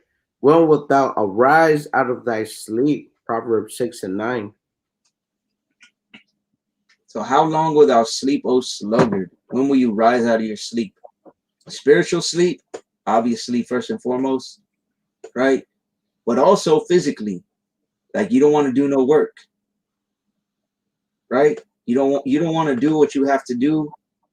It's like what we just read, Proverbs 22:3. A prudent man foresees the evil. If you're seeing all these things are coming to pass, you're gonna know you got to put in some work in order to get ready for what's coming. You don't put in the work once it happens or once it's already happening. Like I gave the example, if someone is coming tonight to rob your house and you start what is it called? Macaulay Culkin, Home Alone, trapping your house. You think he did that when the burglars were at the door? No, it took him some time. He had to do it. He had to get ready, right? He foresaw the evil and he prepared himself. But we want to wait until they're already at the door, right? And it's going to be too late then. Isaiah 30:1. Woe to the rebellious children, said Yahweh, that take counsel, but not of me, and that cover with a covering, but not of my spirit, that they may add sin to sin. So woe, danger, death, destruction, bad things, plagues, pestilence, poverty, widowhood, famine, all the things we just read, to the rebellious children, those that go against the Most High and go against his word, that take counsel, but not of me. All these people would rather take counsel from the government, from the news, from anybody except from the Most High or people that are spreading his word, right? And they cover with the covering, but not of my spirit, that they may add sin to sin. Meaning they're trying to cover you can't cover your sins from the Most High, right? That walked to go down into Egypt and have not asked at my mouth to strengthen themselves in the strength of Pharaoh and to trust in the shadow of Egypt. Egypt, again, the land of our captivity, right? Exodus 20. I am Yahweh thy God that have brought thee out of the land of Egypt, out of the house of bondage. Egypt is the house, it's synonymous with the house of bondage. We are still in bondage to this day. Most people want to trust in the shadow of Egypt. They want to trust what they say. They want to trust what they're doing for them. We're getting free money. We're getting free housing. We don't got to pay rent. We're getting food stamps. We're getting all of these things, which I'm not saying don't do that. I'm saying don't trust in that. Right? Shoot, if you got a big household and you can get say cheaper rent. I know people that have what is it called? Section 8 or housing, stuff like that. I know people that get food stamps. I know people that get unemployment. I'm not saying don't do that if you can. I mean, you might as well milk the system for whatever you can, but don't trust in that. Because sooner or later, it's like Sirach 12:10 says, never trust thine enemies. For as iron rusted, so is his wickedness. You got to know that at any given moment, they could just pull that up. They could pull that rug out from under you. And then what are you going to do? Exodus 20:2. I am Yahweh thy God, which have brought thee out of the land of Egypt, out of the house of bondage. We are in bondage to this day. That's why you look on the back of the dollar bill and they give you the symbolism that you're in Egypt, right? If you could give me 2nd Ezra 16, 18 through 23. 18 through 23. So let me go back up. I know the brother had said something else. I work at a bank It's showing in customers' accounts. Correct. It's not in all states anymore. So I believe the last time I saw it said there was like 27 or 28 states that canceled it already. So that's the majority of states. You know what I'm saying? And Ferris, are you the brother that lives here in Texas? What's that? No, I was talking to the brother Ferris. Con. I'm asking him if he's the one who lives in Texas. I believe he was the brother that lives in Texas that's married. That was asking about the land. And I don't know if you were here on here a little earlier. Well, I'll wait to see if you are. Okay, Khan. So I don't know if you were on here a little earlier, Ak. I haven't got back to you and a couple of brothers about the land thing because right now we're in the process of trying to get this one property that already has a house on it. And if we don't get that, then for sure, most high willing, 100%, we're gonna get it's 40 acres, but it doesn't have no electricity. So what we're gonna do if we don't get this other home is we're going to get the 40 acres and we're gonna live there. We're gonna get do like a bus conversion with solar. It also has water running along the side of the property. And 40 acres is a lot of land. So most definitely I'll be talking to some brothers, see how sincere they are.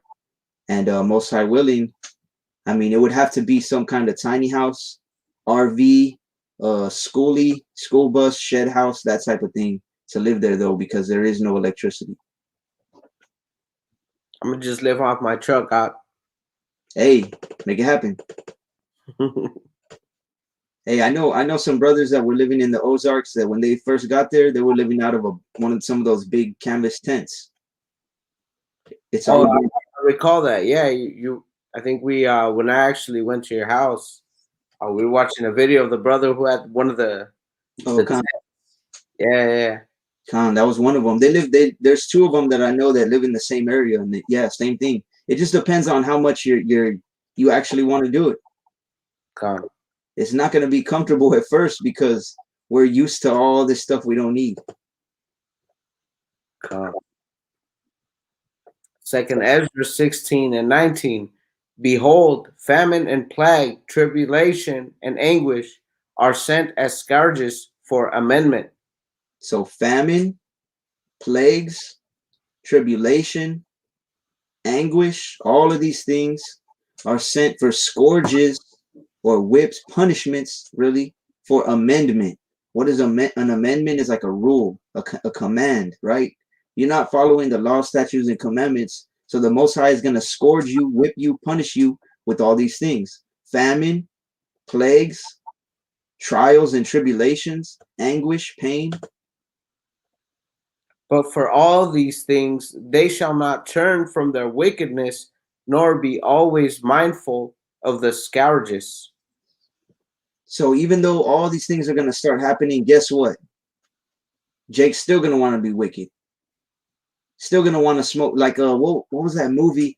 I just saw it. I didn't see the whole movie, but I saw the trailer the other day by coincidence with the dude Mike Epps, where it's like zombies or, man, what is it called? Resident Evil. You remember that old movie, Resident Evil? Yeah, they're remaking it or what? Oh, no, it was the old one, but I don't know if you remember. He was about to die, right? Do you remember what he did right before he died? I can only imagine he sparked one up. That's exactly what he did, right? I think he was in like an 18-wheeler and it was like flipped over and there was zombies coming and stuff. And he was like, well, takes out a J and just sparks it up. But that's the general spirit that our people are in. God. If that was me, if that was you, right away, you're gonna start praying. You're gonna start, yeah. Right? But him and most people, what are they gonna want to do? They're gonna want to party and bullshit and get females and whatever they can do to take their mind off of it. God. Right? Behold, victuals shall be good, so cheap Salakia, victuals shall be so good cheap upon earth that they shall think themselves to be in good case, and even then shall evils grow upon earth, sword, famine, and great confusion. So just a few months ago, I remember thinking and telling my wife, or we were talking to each other, and gas prices over here, they went down to about 180 something. And I was like, man, me and her were like, man, it got pretty low, huh? And Salakia, my connection is getting kind of slow. Let me exit this out real quick. Okay, Khan. So yeah, I remember that happening. The gas prices kind of went down. And then I remembered this verse and I was showing her, I was like, look, this is how you know things are about to get worse. It says then shall evils grow upon the earth. Right? A few months ago, people were thinking that we were in good case. A few months ago, people were talking about the whole crypto thing. I had some crypto Israelites, how I talked to you about Ak, that were trying to get me to invest in this and you're gonna this, that, and the other. And guess what? They lost thousands and thousands and thousands of dollars last month. Right? They thought they were in good case. But now evils are growing upon the earth. The sword, famine, and great confusion. For many of them that dwell upon earth shall perish of famine, and the other that escape the hunger shall the sword destroy. So there's some people going to die in the famine. There's some people that are going to get put to death physically. And the dead shall be cast out as dung, and there shall be no man to comfort them, for the earth shall be wasted, and the cities shall be cast down. All the cities, imagine seeing all the cities in the United States cast down, looking like a Book of Eli or I Am Legend, right? And dead bodies cast out as dung, right? Cast out like poop, like shit. Yep. Can you get Lamentations 4:9 real quick? Right, because it says many of them that dwell upon earth shall perish of famine. A lot of people are going to die of famine. And those that don't die of famine, the sword shall destroy. So imagine you stock up on food and that's what you trust in and that's what you put your faith in. And you don't put your faith in the Most High and you don't follow his laws and you stacked up on pork and beans. Right? Imagine you go to someone, hey, yeah, I got land, come with me, blah, blah, blah. And then all there is to eat is pork and beans. Right? They that be slain with the sword are better than they that be slain with hunger, for these pine away, stricken through for want of the fruits of the field. It's better, it's going to be better. Now, again, this is in Lamentations, right? This is when Israel went into famine thousands of years ago. But again, Ecclesiastes 1:9, there is no new thing under the sun. The thing that hath been is now, and it's what shall be done. There's no new thing under the sun. In other words, history repeats itself. It says, they that be slain with the sword are better than they that be slain by hunger. It's better to just get shot in your head and guess what? You die. That's it.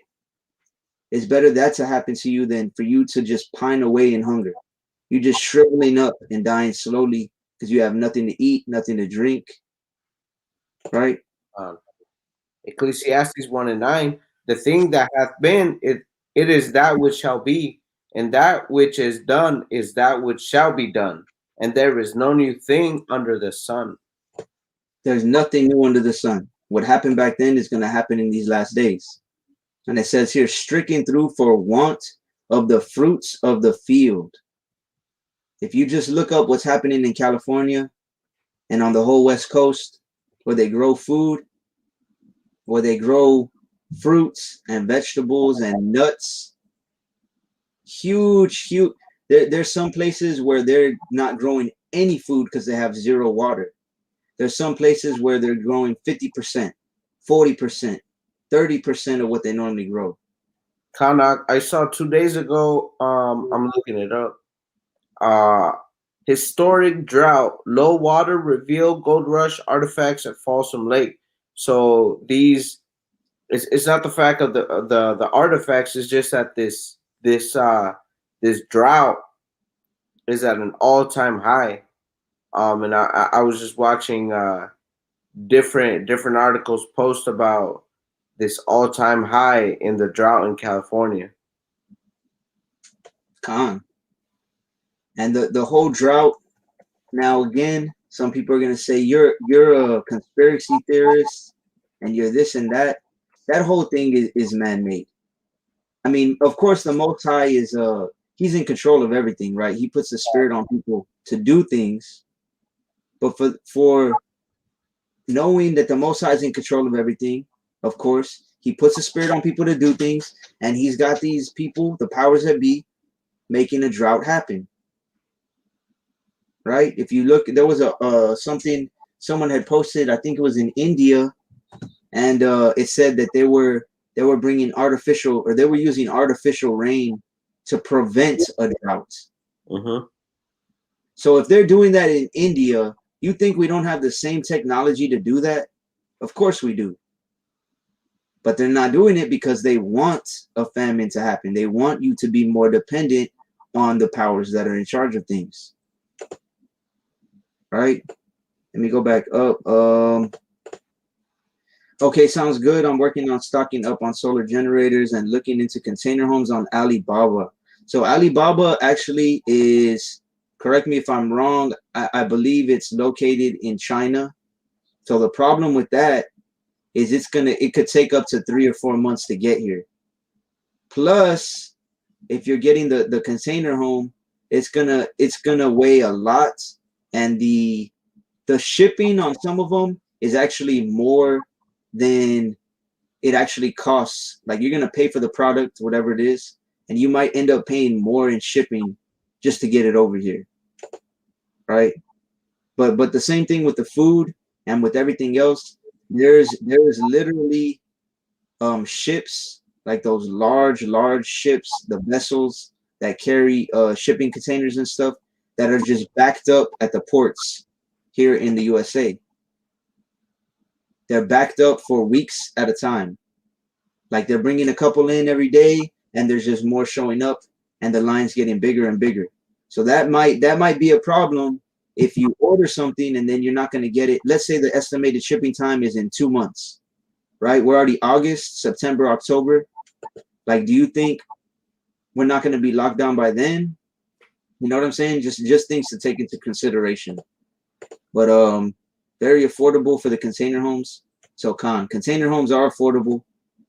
But another thing with the container homes is you can't move them, right? You can't move them. So that's another thing just to take into consideration. Not to be negative or nothing like that, but just things to take into consideration. Because if you want to get Second Ezra's 1640,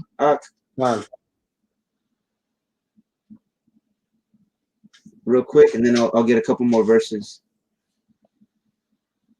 Because there's gonna come a point in time, right, for the majority of people, where you might have to flee. You might have to be like a pilgrim on the earth, right? You might have to leave behind whatever you have. So that's just another thing to take into consideration. My family out there said California has water restrictions.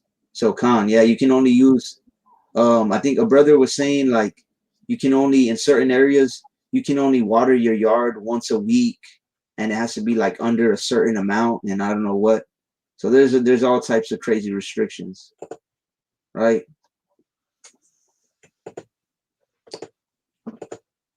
Yeah, that makes sense. I may have to rethink the container homes. I forgot about the shipping part. So just something to think about, because we looked at that as well, and that was during the last lockdown that we were looking at that.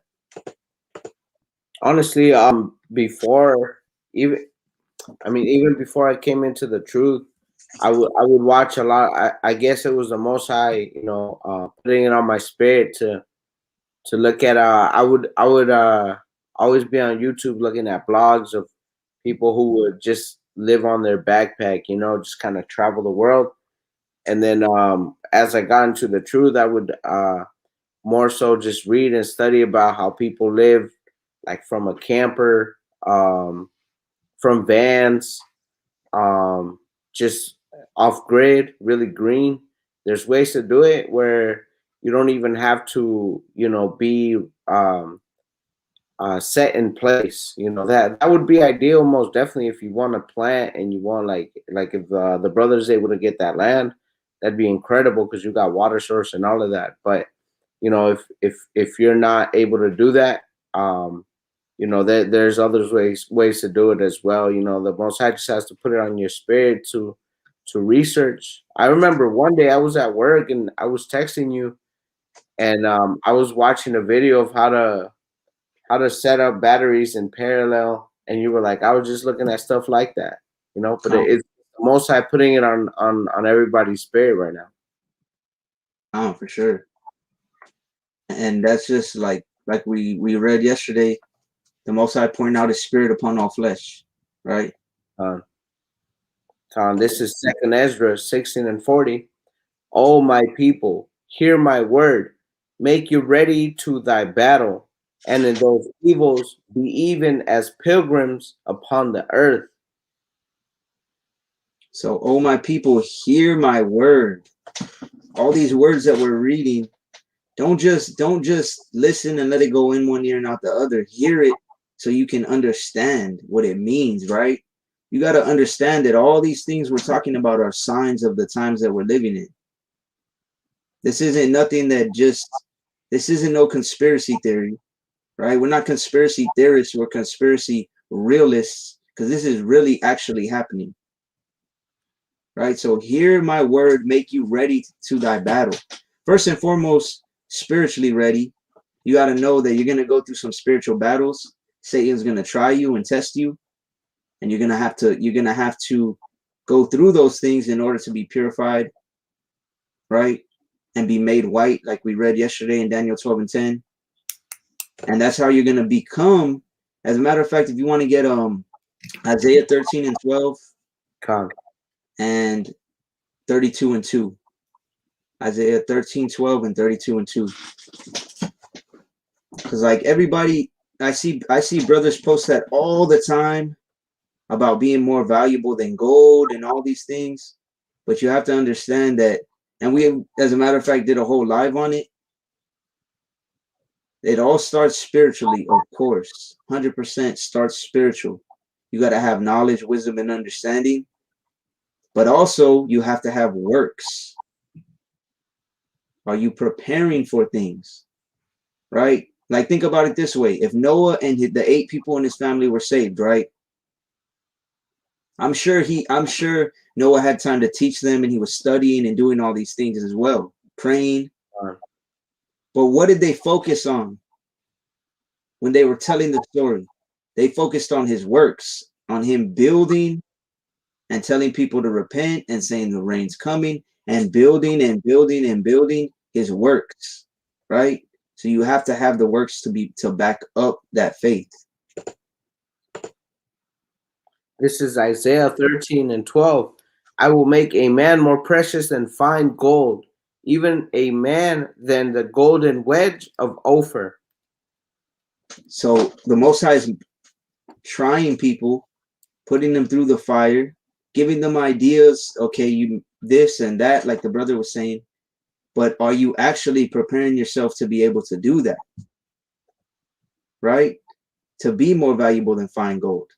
Because let's say like me, for example, I have my family and all the stores are closed and now there's no more food.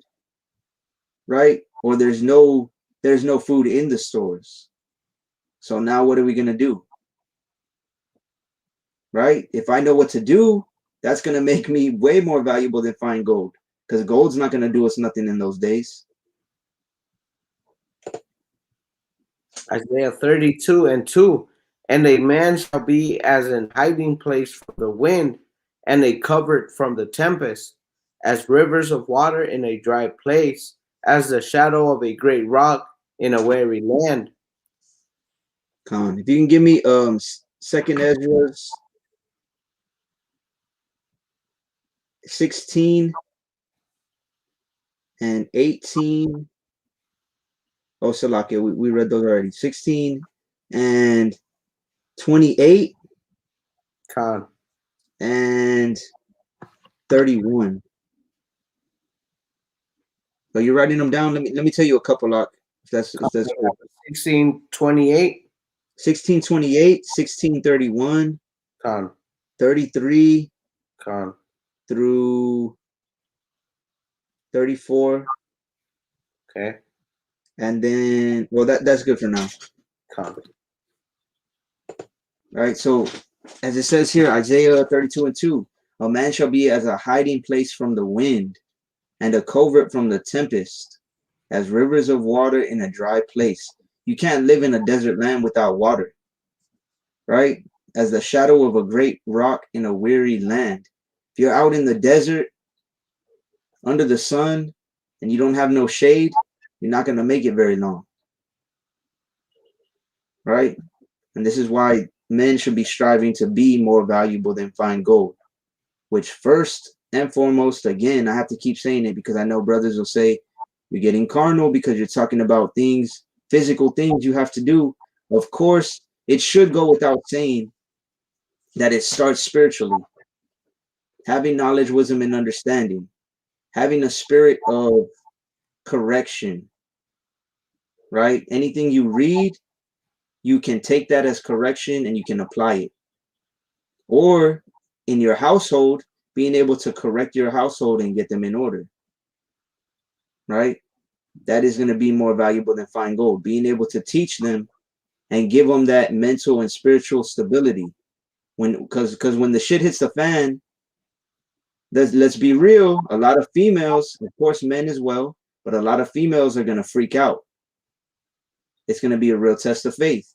As a man, you need to be able to comfort them with the scriptures, right? If you can't do that, because like when it says you're supposed to provide for your woman, or like in 1 Peter 3:7, it says that the weaker vessel, giving honor to the weaker vessel, you're not going to be like, stop panicking, you have no faith, this, that, and you're going to make things worse. Con. You're going to have to comfort them with the scriptures. Look, it says right here, this was going to happen. We've been preparing for this. Don't worry about it. We're going to have faith. We're going to get through this. We've been preparing for this. That's going to be more valuable than fine gold.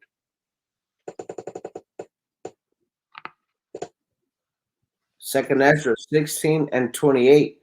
For of a city there shall be 10 left, and 2 of the field, which shall hide themselves in the thick groves, and in the clefts of the rocks. Of a city there shall be 10 left, and 2 of a field. That's not a lot of people, right? And them which hide themselves in the thick groves, in the monte, in the crops, wherever. Count. As in an orchard of olives, upon every tree there are left 3 or 4 olives. It's like when you go and you pick olives, right? And you're not going to be perfect. You're going to miss a couple by accident. That's going to be the same thing. Except the ones that are missed by accident, it's not going to be an accident. It's going to be because the Most High lets you survive. Or as when a vineyard is gathered, there are left some clusters of them that diligently seek through the vineyard. So say there's some grapes and you're going and picking them, and man, it's the end of the day and you just missed a couple, you didn't even see them. That's going to be how many people are left. Just a few, very few left. 10 of a city, 2 of a field. Now that doesn't mean literally 10 people in every single city. No, but it's telling you that it's a very small amount of people that are going to be able to make it. Even so, in those days there shall be 3 or 4 left by them that search their houses with the sword. So I don't know if you've seen that. I think it was in Russia where they're going they break into the dude's house and they force vaccinate him. I've seen one. I'm not sure if that's the same one, but it might be. Okay, Khan. So imagine that's for vaccinations, right? Imagine if it's something else. Yeah. Like people are going to be searching through the houses with the sword. 3 or 4 left. Let's say in a whole city there's only 3 or 4 left. But you're one of those people hiding out in the field, right? Or it could be martial law troops breaking into your house, looking through your house, or it could be all those people, because we read earlier in the 15th chapter how people are going to go destroy each other's houses for lack of bread, right? The virgins shall mourn, having no bridegrooms. The women shall mourn, having no husbands. Their daughters shall mourn, having no helpers. So there's going to be 2 types of men that are more valuable than fine gold, and then the other ones, right? There's going to be a lot of men that get put to death. Again, Isaiah, the 3rd chapter, I would tell you to pull it up, but it's probably like 10 verses. Just read Isaiah, the last like 10, 12 verses of the 3rd chapter. It tells you a lot of men are going to die, right? And that's why women are going to be seeking out men of the Most High, because they're going to need helpers, like it says here. Having no virgins shall mourn, having no bridegrooms. Women shall mourn, having no husbands. Their daughters shall mourn, because guess what? They're not going to have their fathers. In the war shall their bridegrooms be destroyed, and their husbands shall perish of famine. And a lot of men going to be put to death, right? Whether it be by the sword, by guns, by violence, or whether it be by famine. Because I know if it was me personally, if it was like, okay, we got a little bit of food, I'm going to let probably my wife and children eat first, because I've fasted longer than them. I know how long I can go without food, right? And that's another good reason. I don't know if we mentioned that on the fasting live we did the other day. God. That's another good reason to be fasting right now. You never know. Maybe the Most High tests your faith, and hey, you're gonna go a day without food. So we didn't mention it, but that's always in the back of my mind as far as fasting. How long can you last? How can you push your body in a need be situation? And that goes back to like what I kind of mentioned about it's like when you work out, right? Let's say you run a mile, okay, and it was hard, and then you work your way up to 2, 3, 5 miles. Later on, let's say you stop running for a week, 2 weeks, whatever. Later on in the back of your mind, I did 5 miles already. I could do it again if I need to. Same thing with fasting. If you fasted for 2 days straight and then you haven't eaten for 1 day, you're still going to be like, all right, the Most High is going to provide for me. I've gone a whole nother day than this. But if you've never fasted before and you have no food and it's been 12 hours, you're going to be, man, I feel so weak. I can't do this. I can't. You know what I mean? Yeah. So going back to this, if you want to actually get, let me see. You know what? Now that's good. We'll finish with the verses we started with. I mean, I believe we covered all the basics. The brother said, Kanak, I've been watching tons of camper conversion videos and survival videos lately. Khan. So you're not the only brother. A lot of brothers been telling me that. And it's not for no reason that these things are happening. The Most High is putting the Spirit on us to know certain things. Right?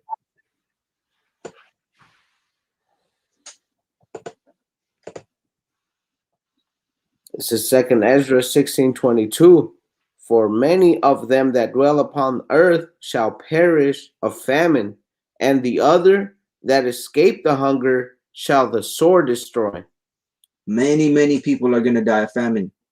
It's prophesied in the Bible. Right?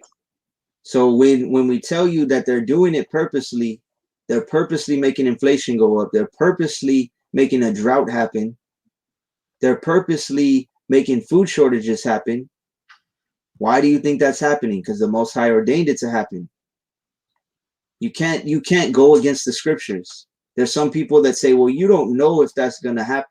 It's in the scriptures. It's going to happen. If you want to get Isaiah 34:16. I was gonna get that. The water.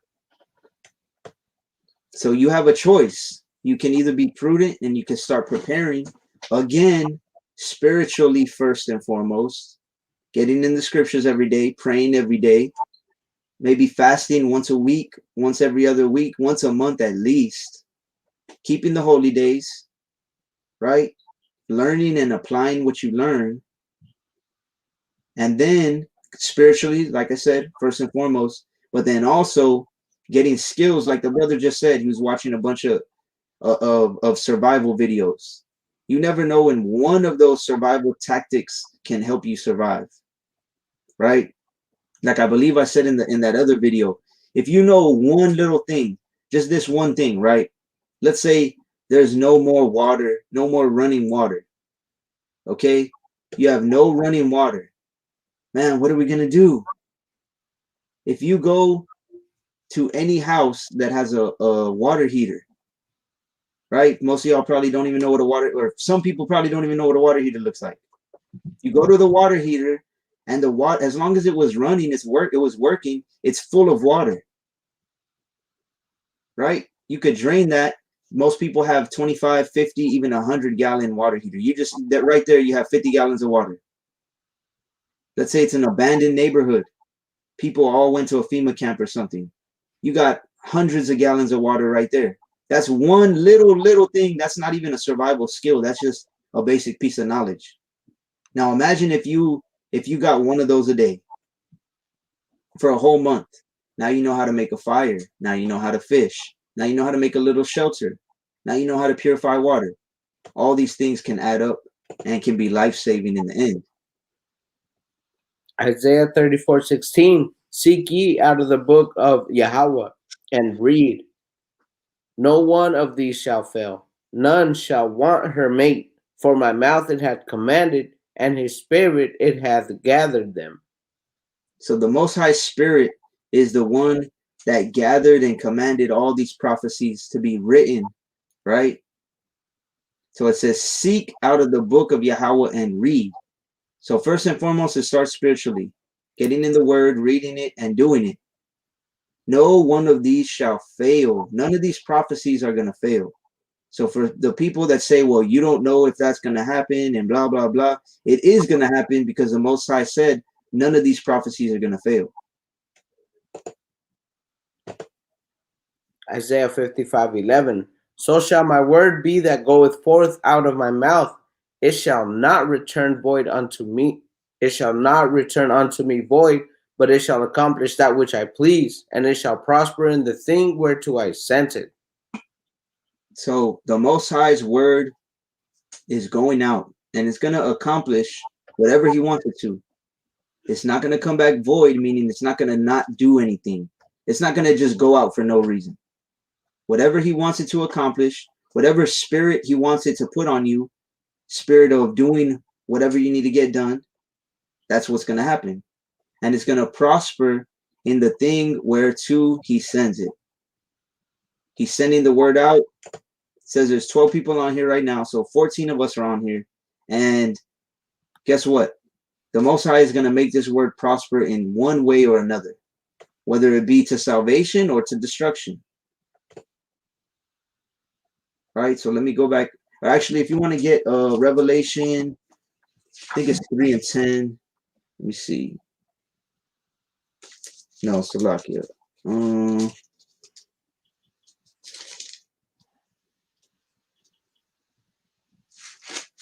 Oh, I'm in the wrong book. I think it is 3 and 10. Let me see. Revelation 3 and 10. Come.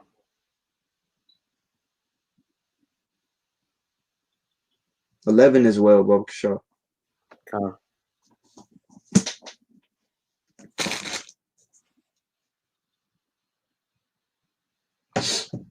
So if you didn't see at the beginning of the video, the precepts we went over and the little articles we went over, I would suggest that you do. Like I said, this is going to be a shorter live than usual, about 2 hours, but I'm going to go ahead and finish with this, right? So let me make sure I say this though.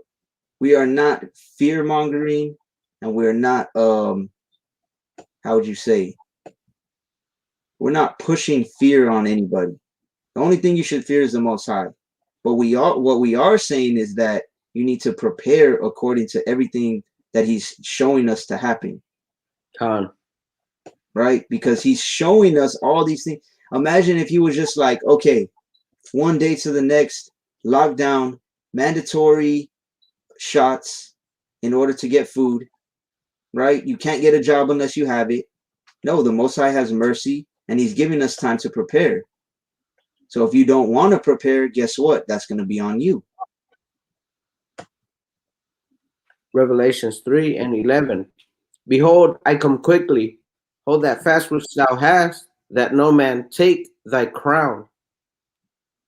Okay, so Laki, the verse 10 hasn't popped up on my end. I got you. Revelation 3:10. Because thou hast kept the word of my patience, I also will keep thee from the hour of temptation, which shall come upon all the world to try them that dwell upon the earth. So because you have kept the word of my patience, right? You're keeping the word. You're staying patient. You're staying diligent. You're foreseeing the evil and preparing yourself. You're being prudent, right? Because you're doing these things, I also will keep thee from the hour of temptation, which shall come upon all the world to try them that dwell upon the earth. The whole earth. This whole pandemic is what? They keep saying it's global, even though the earth ain't a globe, right? It's affecting the whole planet, even though it's not a planet. It's all across the earth. It says, which shall come upon all the world to try them that dwell upon the earth. So this whole thing is just a big, huge test of faith. That's all it is. Because like we read yesterday, and we always read Hebrews 11:6, without the Most High, without faith, it's impossible to please the Most High. So are you going to put your faith in Yahweh Bashem Yahushai, or are you going to put your faith in what this world is pushing, right? And you're going to give into temptation, and you're going to do all types of wickedness in order to provide for your family according to what they say and not according to what the Most High says, right? Revelation 3:11. Behold, I come quickly. Hold that fast which thou hast, that no man take thy crown. So it's coming quickly. Like we read in Matthew the 24th chapter, right? Time is being sped up. It's coming quicker and quicker and quicker. The prophecies are coming to pass quicker and quicker. And also, time just seems to be speeding up, like we said, right? If you want to give me a second Ezra's 2:13. Con. So behold, I come quickly. Hold that fast which thou hast. If you have faith, hold on to it. If you have works, you're putting in works to get ready. Hold on to it. Keep going. That no man take thy crown. That's what we're all shooting for. That crown, make it to the kingdom. Don't let nobody take it from you. Don't be deceived by nobody. And they say, no, well, this, that, and the other. No, well, the word says this. Second Ezra 2:13. Go, and ye shall receive. Pray for few days unto you, that they may be shortened. The kingdom is already prepared for you. Watch. So go, and ye shall receive. Pray for a few days. Just keep praying.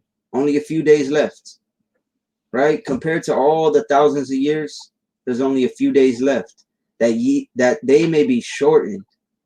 And pray that the days may be shortened more and more. Pray that the kingdom comes quicker, right?